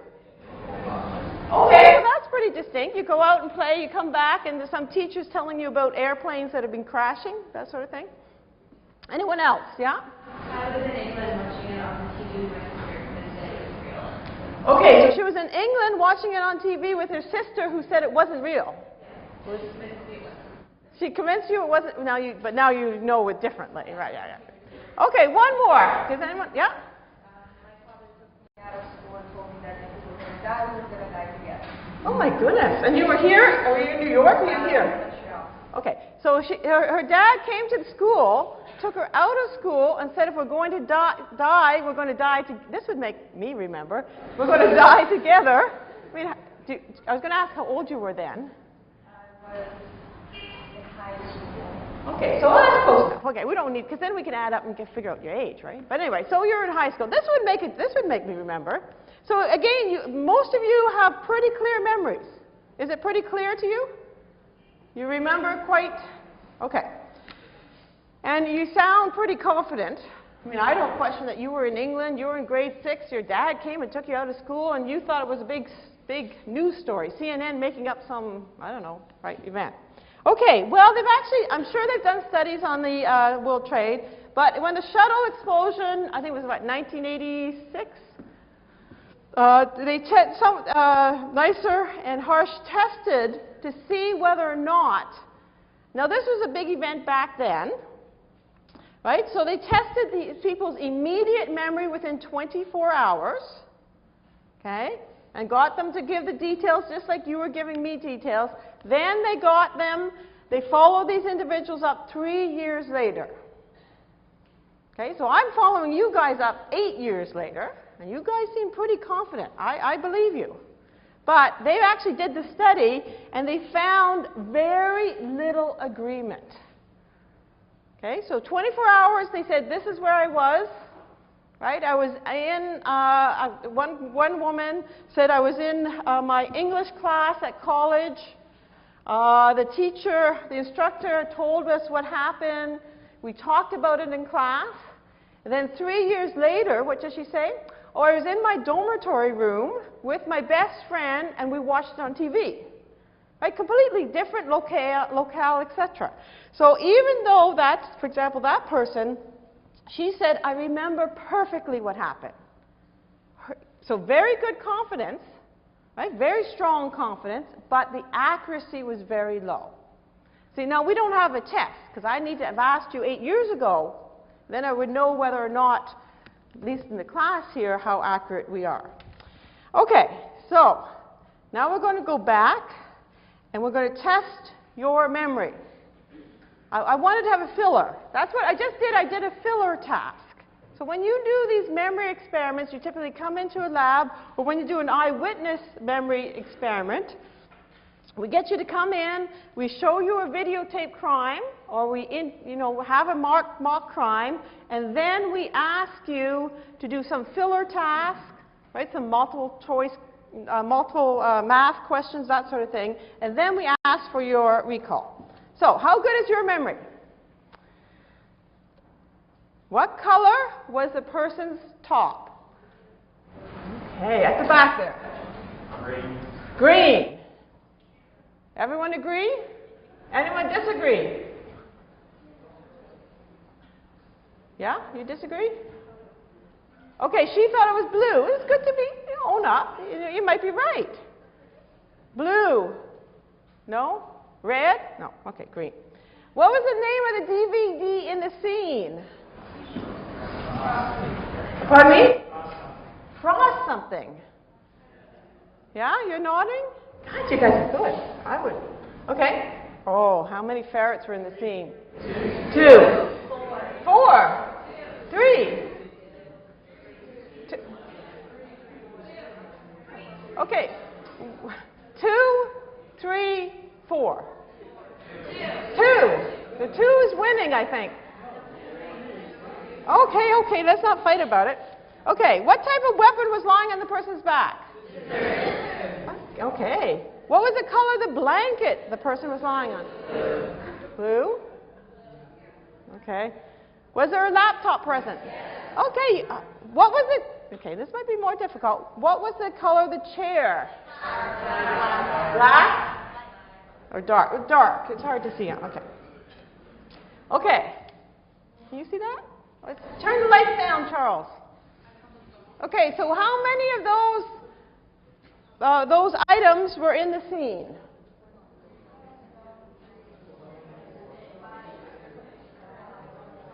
5. I hear 5. 6. I hear 6. 5. I hear 5. Okay. Okay, well, let's keep going. Okay, how good? Okay, you got that right. You got a touch of frost. Frost is pretty good. 3. There were 3 ferrets. You guys missed Pikachu. Pikachu, the little one who was in the corner, watching the other 2 attack the person. Yeah. Pikachu was in the scene. Bilbo Baggins, who saw the 4th ferret, my 4th ferret, Bilbo Baggins, he left the scene. He wasn't in the scene. You got that, you got that, you got that. Okay. And I'll just quickly show you. Those were the items. So 1, 2, 3, 5. You guys are good. Now the scissors, I'm kind of cheating, right? They were different. Yeah. I know it's not fair. And that's a different DVD, right? It's not the DVD you're thinking of. Okay. Enough of this. Centrality of typically, when you're remembering events from a scene or details, you tend to remember the central details. Okay, so so little Pikachu was a peripheral detail because she was off to the side. So some of you didn't notice her. You certainly remember, most of you remember the color of that guy's jacket or shirt. And that he was lying on this, and that there was a scissors, a weapon. So often you get weapon focus. I didn't have a gun in the scene. But you often get weapon focus, and you get central details focus rather than peripheral detail focus. I've done one study with psychopaths where they watched a scene, where they watched a series of slides, and it was just, get up in the morning, go out the door, have a cup of coffee, walk down the street, etc. And then I think it was the 15th slide, what happened was there was a car accident. And there was a woman lying in front of a car with blood gushing out of her head. Now, this was a slide, it wasn't a video. Okay? Then what we did in the task was we asked psychopaths and non-psychopaths, do you remember the color of the jacket the woman was wearing? Now, that's a central detail. If you're focused on the victim, the person lying there, you should remember the jacket color. Just like you remember that guy's color of shirt was green. If you are not focused on the central detail, and you might be focused on the peripheral events, you would remember the car in the background coming from the other direction. Okay? So all the non-psychopaths, they remembered the central detail, the color of the jacket the woman was wearing, because they focused on the victim lying in front of the car. What happened with the psychopaths, what they did, they simply scanned the scene. So they were better at telling us the color of the car in the distance rather than the color of the jacket the victim was wearing. Right? The whole idea was that there was not as much emotional arousal or concern for the victim lying in front of that car, and they were just sort of scanning the scene. Okay, but most of us would focus on probably the victim and the central details. I'm going to talk about the misinformation effect. Elizabeth Loftus, she's been doing research for the last 30, 40 years in this area. She was the one who coined the term, the misinformation effect, or post-event information effect. And this is simply that a witness who is provided with inaccurate information. Okay? So if you were provided with the wrong information, and you could be provided with the wrong information from other witnesses, so you're standing there and you overhear another witness say something that may or may not be right or wrong, the police might have an idea of what happened, so the police might provide you with wrong information, and then you incorporate that wrong information into your memory. Okay? So this is called the misinformation effect. You're incorporating wrong information or inaccurate information into your memory.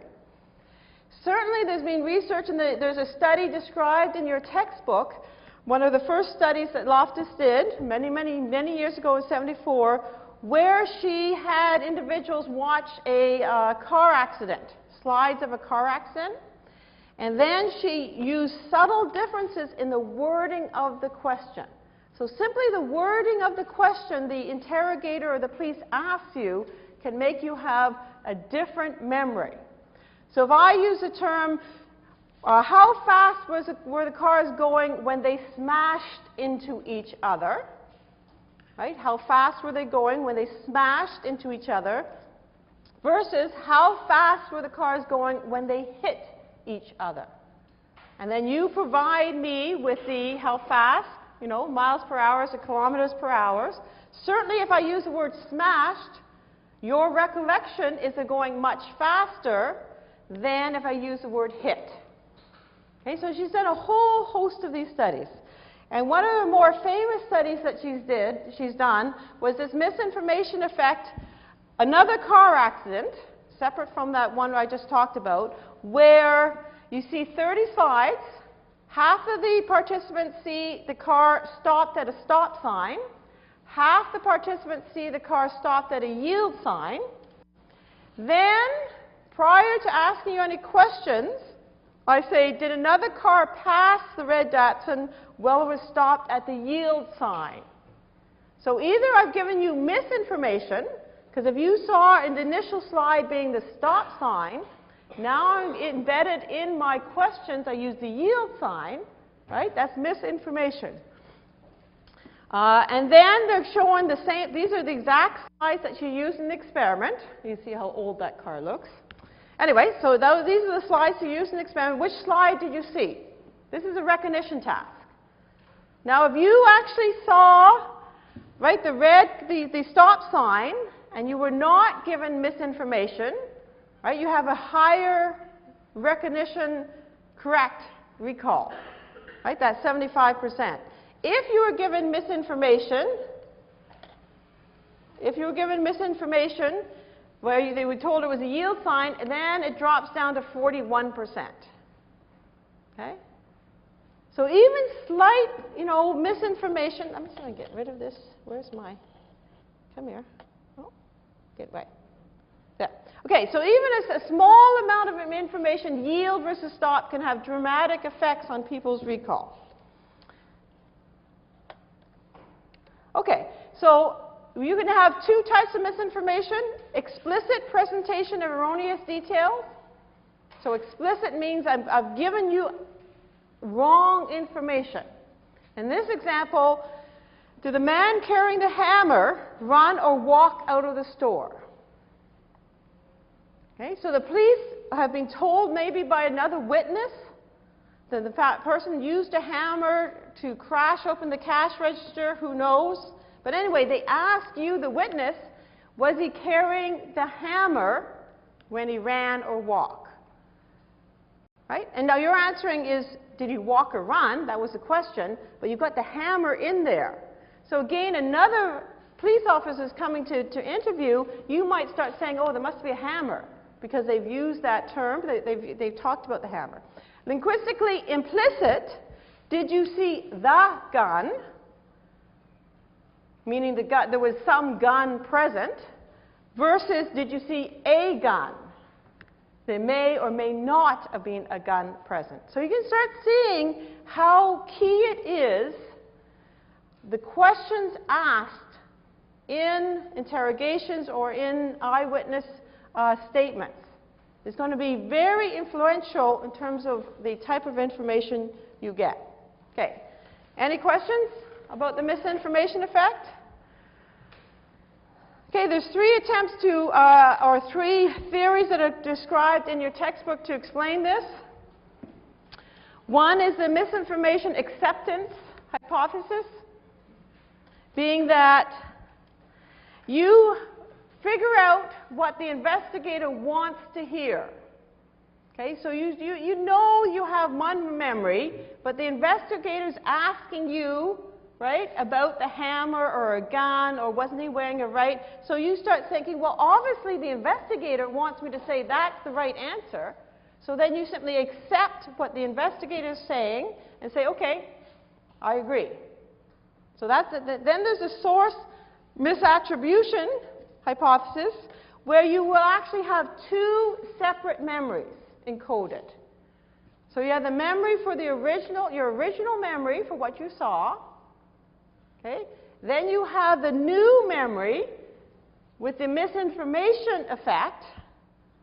So you have these two different memories, and then all the retrieval cues the investigator is giving you relate to the sort of the incorrect memory, and that's what you answer.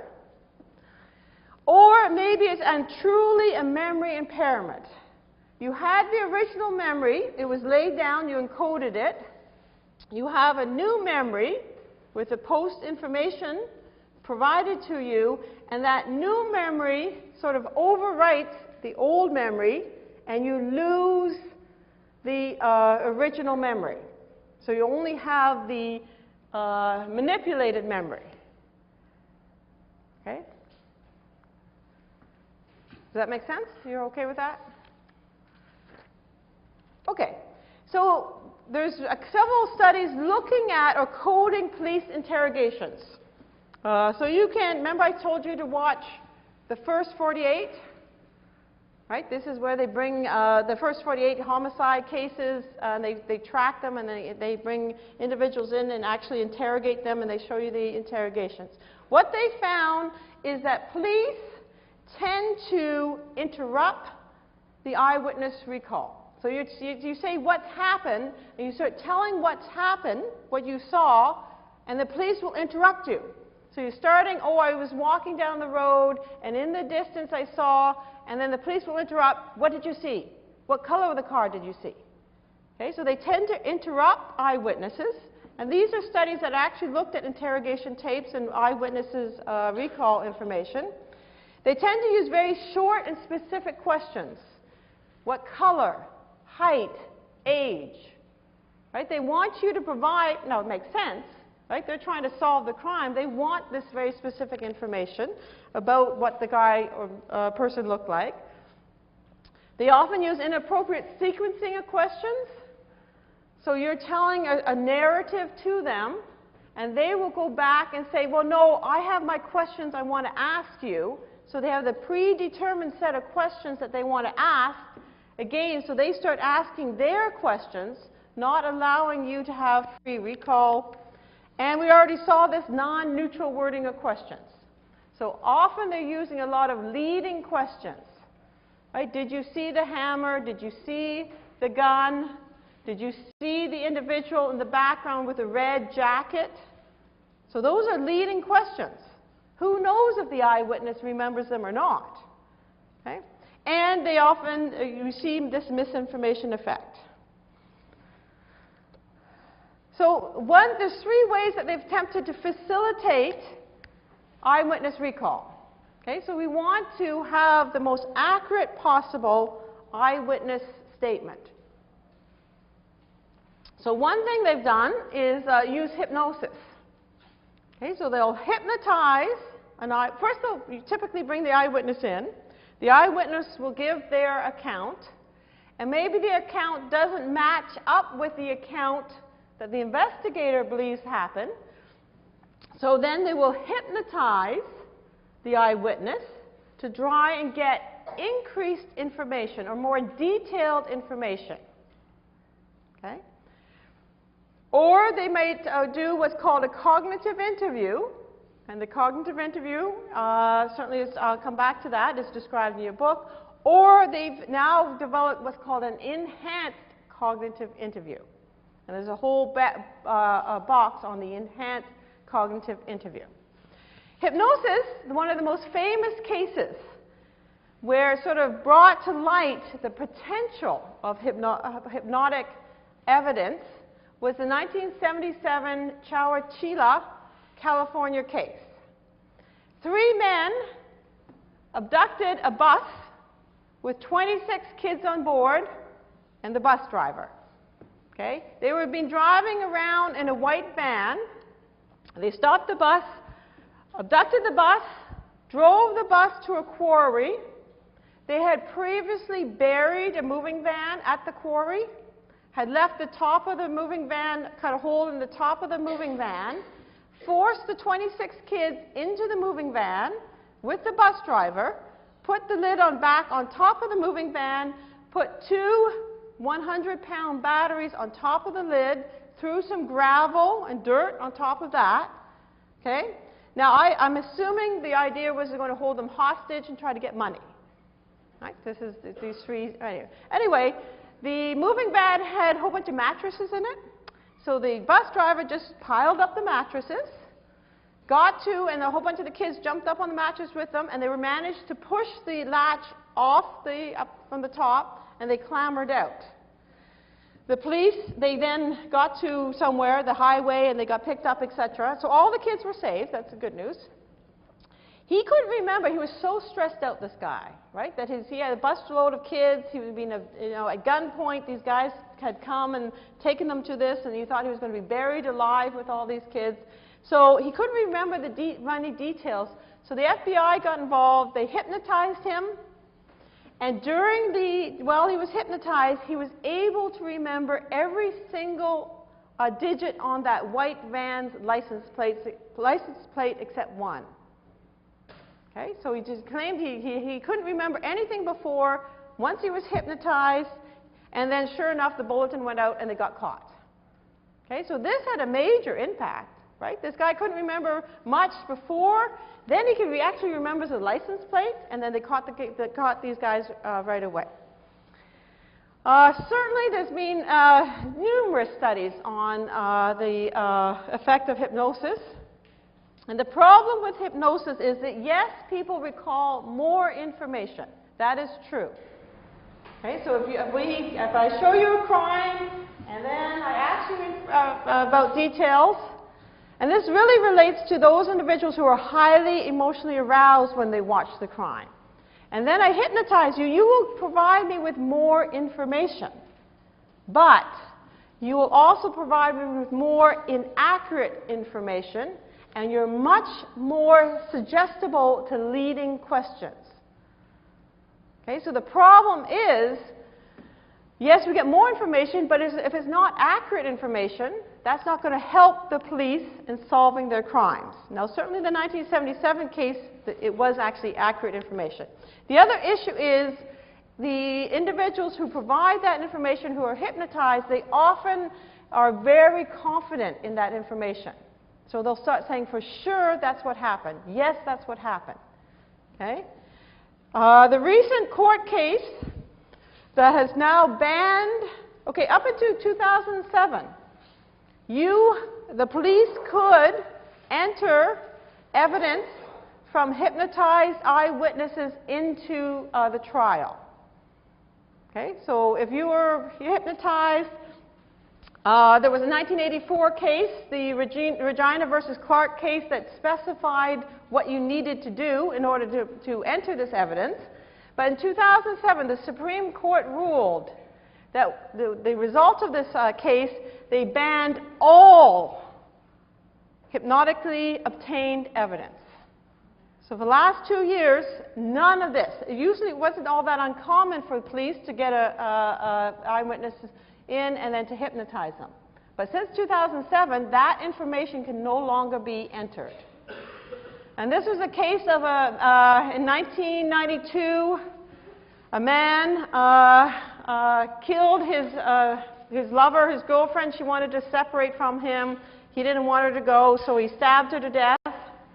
The neighbor supposedly saw him come back. And the reason why this was important, he killed the woman on Tuesday night.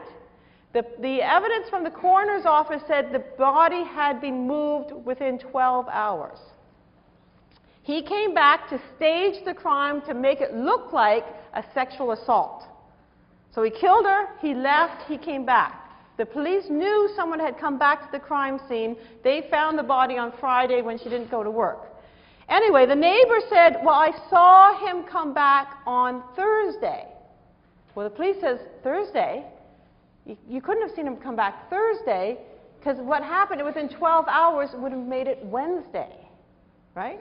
So she said Thursday in her original test, in original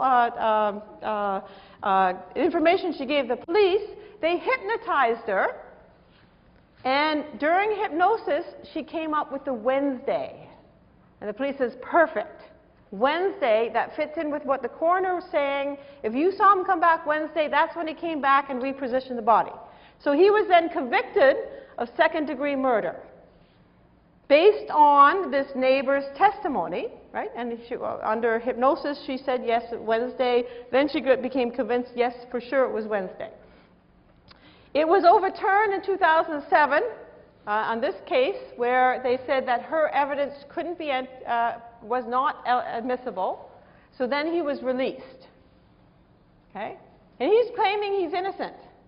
He's going on saying, I'm wrongfully convicted based on this eyewitness, testimony. I'm the same as Marshall. I'm the same as Milgaard. I'm in that sort of category. I've been wrongfully convicted of second-degree murder. He had a new trial just this last August, 2009. Okay, he got released in 2007. His conviction was overturned. He got released. He subsequently, at his trial in 2009, pled guilty to manslaughter. So he spent all those years claiming he was innocent. Then he admitted that, yes, regardless of what the neighbors did, I actually did kill her after all. So then he was convicted in this case of manslaughter. So that's hypnosis. So certainly now in Canada, since that ruling, there's not much use using hypnosis here in Canada, especially if you want to enter that information in court. You can go now police forces are using what's called a cognitive interview. Yep.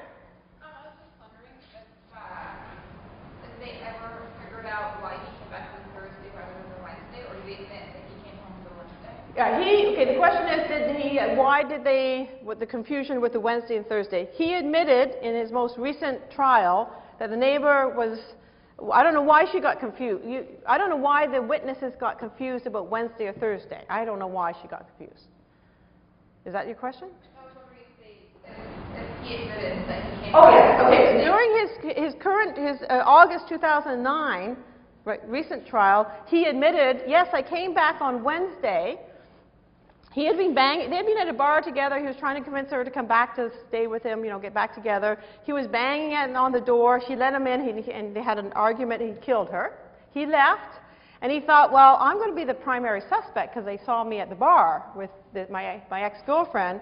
So that's why he came back on Wednesday to, strip her, to make it look like there was a sexual assault murder, so that for some reason he thought, well, the police would then not suspect him. I'm not sure why. And then you're right, the witness, then he admitted he had come back Wednesday and done all the reposition. So he admitted that. Yeah? I don't understand why before 2007, can't people fake it? And are people able to detect that? Okay, so the question is, can't people fake being hypnotized? And certainly the Kenneth Bianchi case that I talked about on Monday, he certainly faked hypnosis. About 10% of individuals are very highly hypnotizable. So I don't know if any of you have been hypnotized or not. Another 10% are like me. They can try, and they can try, and I'm so skeptical, they give up. I can't be, they've tried, I can't be hypnotized. So I'm 10% that, they could try as much as they want. And either I'm so obstinate I don't follow their suggestions, but I'm simply not. And then there's the range in between. Okay, so but the answer is yes. If you can read all about hypnosis. You could pretend you're being hypnotized. And I would suggest you go back and watch the Kenneth Bianchi tapes, and you'll see when he's hypnotized, you can judge for yourself whether he seems to be truly hypnotized or not. Anyway, the cognitive interview is suggesting two police officers that they do cognitive reinstatement, and this relates back to the first slide, right? Context, state-dependent learning, right? They get the witness to go back into the house or into the scene, right? Visualize coming home from work, going into the house, getting your cup of coffee, and then maybe seeing the neighbor or whatever you're being questioned about. Okay, so the context, how you were feeling at the time. So they're simply trying to reinstate contextual cues so that the witnesses will be more accurate. They also ask them to report everything and not to interrupt, because we know that police interviewers or police officers do tend to interrupt. So just report everything, even if you don't think it's important. Everything should be reported. They also are told to recall events in different order. Okay, so pretend I want you to start at the end of the event and go backwards. Okay, so the reverse order, whereas most of us, when we're telling about an event, will start temporarily at the beginning and then go through the end, or start at the middle and go back. Also, then they're also asked to change the perspective of where you were standing. Or, so for example, you might be asked to pretend you're that camera up in the corner and report what the camera would have seen. Okay? So that's changing your perspectives. Or they might ask, pretend you're the bank teller. Right? You're at your bank, you witness an armed robbery, you're waiting in line. So you report to the police what you saw, but then you're asked to say, okay, put yourself in the position of the bank teller who was robbed, and what does she see? What would she say about the event? Okay, so all of these are techniques to try and increase the accuracy of the information given by the eyewitness. We're going to talk about, I don't have time to show you the video clip of Rod Lindsay. It's 22 minutes long. I'll show it to you next Wednesday. We'll start with Rod Lindsay's discussion about his research. Rod Lindsay and Gary Wells are sort of the two big names in the area of lineup research. Okay, so Gary Wells in the States. Rod Lindsay was Gary Wells' graduate student who works now at Queen's University. So Rod Lindsay has also done a lot of research looking at the issues surrounding lineups. And certainly there's lots of problems, issues about how you give the instructions, but most lineups, right, when you do a simultaneous lineup, okay, so the simultaneous lineup is where you see, I don't know, 6 or 8 people, right, they're mug shots or headshots of individuals. You're sitting there, and then you're given these shots, and they say, okay, identify the person that committed the crime. Right? And you say number 1, number 5, or whatever. And this is the technique that's been used primarily in North America up until really Gary Wells and Rod Lindsay started doing the research. And the problem is, when you're given this lineup, right, you're a victim. You've been assaulted. The police are saying, is that person here?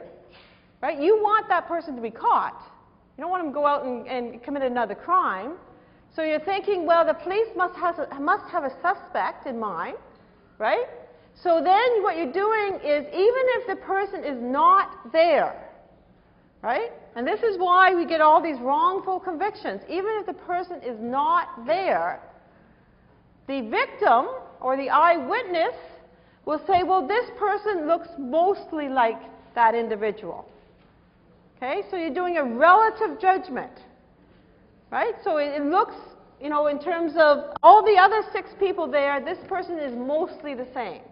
Okay, so that's a major problem with lineups, is that when you have a simultaneous lineup, you're matching it in terms of relative judgment. Okay?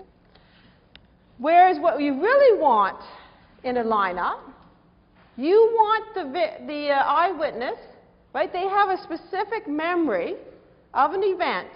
And what you want that eyewitness to do is say, is this the person, yes or no?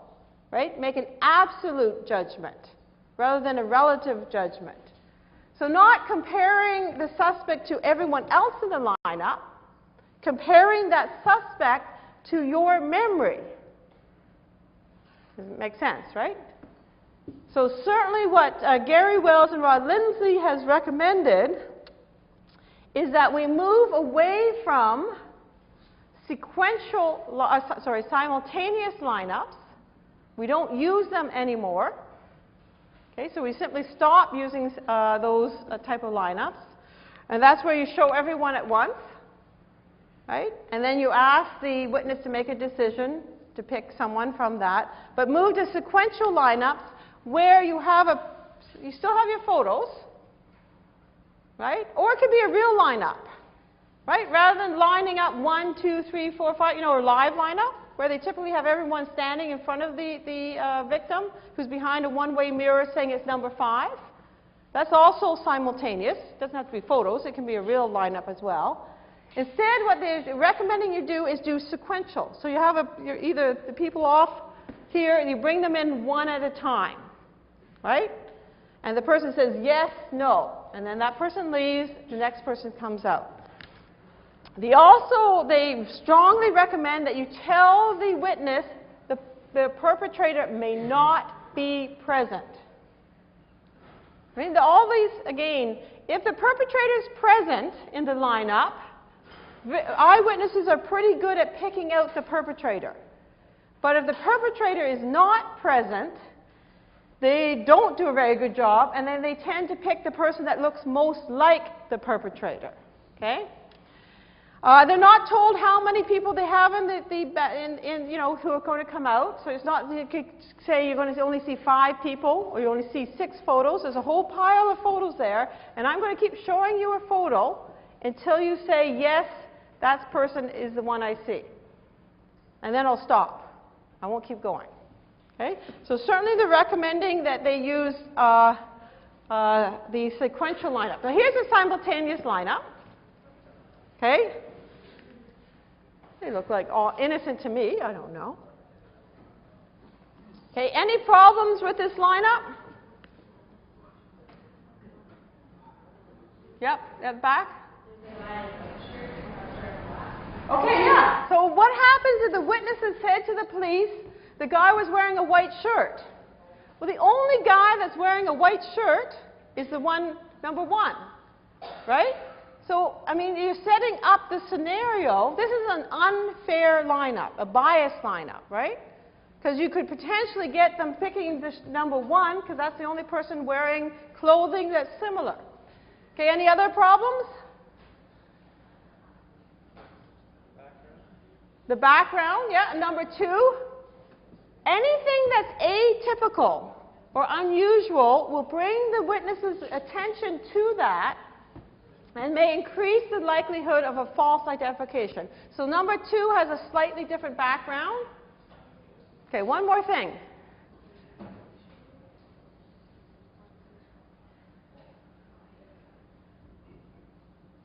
What might be quite distinct in one of these guys? Facial hair, exactly. Right? So the person said the guy had facial hair. Right? Now, certainly someone could always shave off the facial hair, but there's only one suspect that has facial hair, right? That will make it a biased lineup. Okay, I just got 2 more slides and then we can break. So recommendations. The lineup members should fit the victim's description, not who the police believe who is the suspect. Right? You could set up a biased lineup by saying, oh, I have suspect A in mind, this is what he looks like, I'm going to find all the foils or the fillers to look like him. Right? So you should go by what the victim says, and everyone should look similar, right, to what the victim's description is. Instructions should be given warning individuals the person may not be present. And there's actually that simple instruction actually makes a big difference, especially, well, at least in the laboratory research, where individuals are more likely to say there's there's no one in the lineup that was the perpetrator. You should ask immediately after the lineup, how confident are you in your identification right after the lineup? Because what happens if you choose someone and that person then is the key suspect and it may be arrested, and you start seeing that person on TV getting arrested, right? And then you hear news reports about that person, you identified him, he got arrested. Then in court, what happens? You're asked, do you see the person who assaulted you in the courtroom? And he points right away saying, he did it, right? So you've got this memory that's really recreated because you've had all these interactions with the police and others reinforcing this wrong memory. The officer conducting the lineup should be blind. Now, this is hardly ever happens. And certainly this is a strong recommendation coming out of Wells and Lindsay's labs that the person conducting the lineup, right, should be blind. Because you can make unconscious, right, you might hold your breath. Okay, or you might say, okay, the next person come forward, please. And you had a different verbal tone when you asked other people to come forward. Or maybe they're looking up, they're saying, I'm trying to decide between 1 and 3. And then the police officer thinks it's number 3. He says, oh, and what is it about number 3 that makes you think he is a suspect? Okay, so then the police hones in on the 3 and ignores, well, the person equally said 1 or 3. So if the police officer is blind, they can't give these cues, right? And provided blind presentation employed, the sequential lineup should be used. Okay, so next, no class Monday. So don't come. We'll talk about Chapter 6 on Monday, child witnesses, recovered memories, child abuse and neglect, and I'll show you that DVD.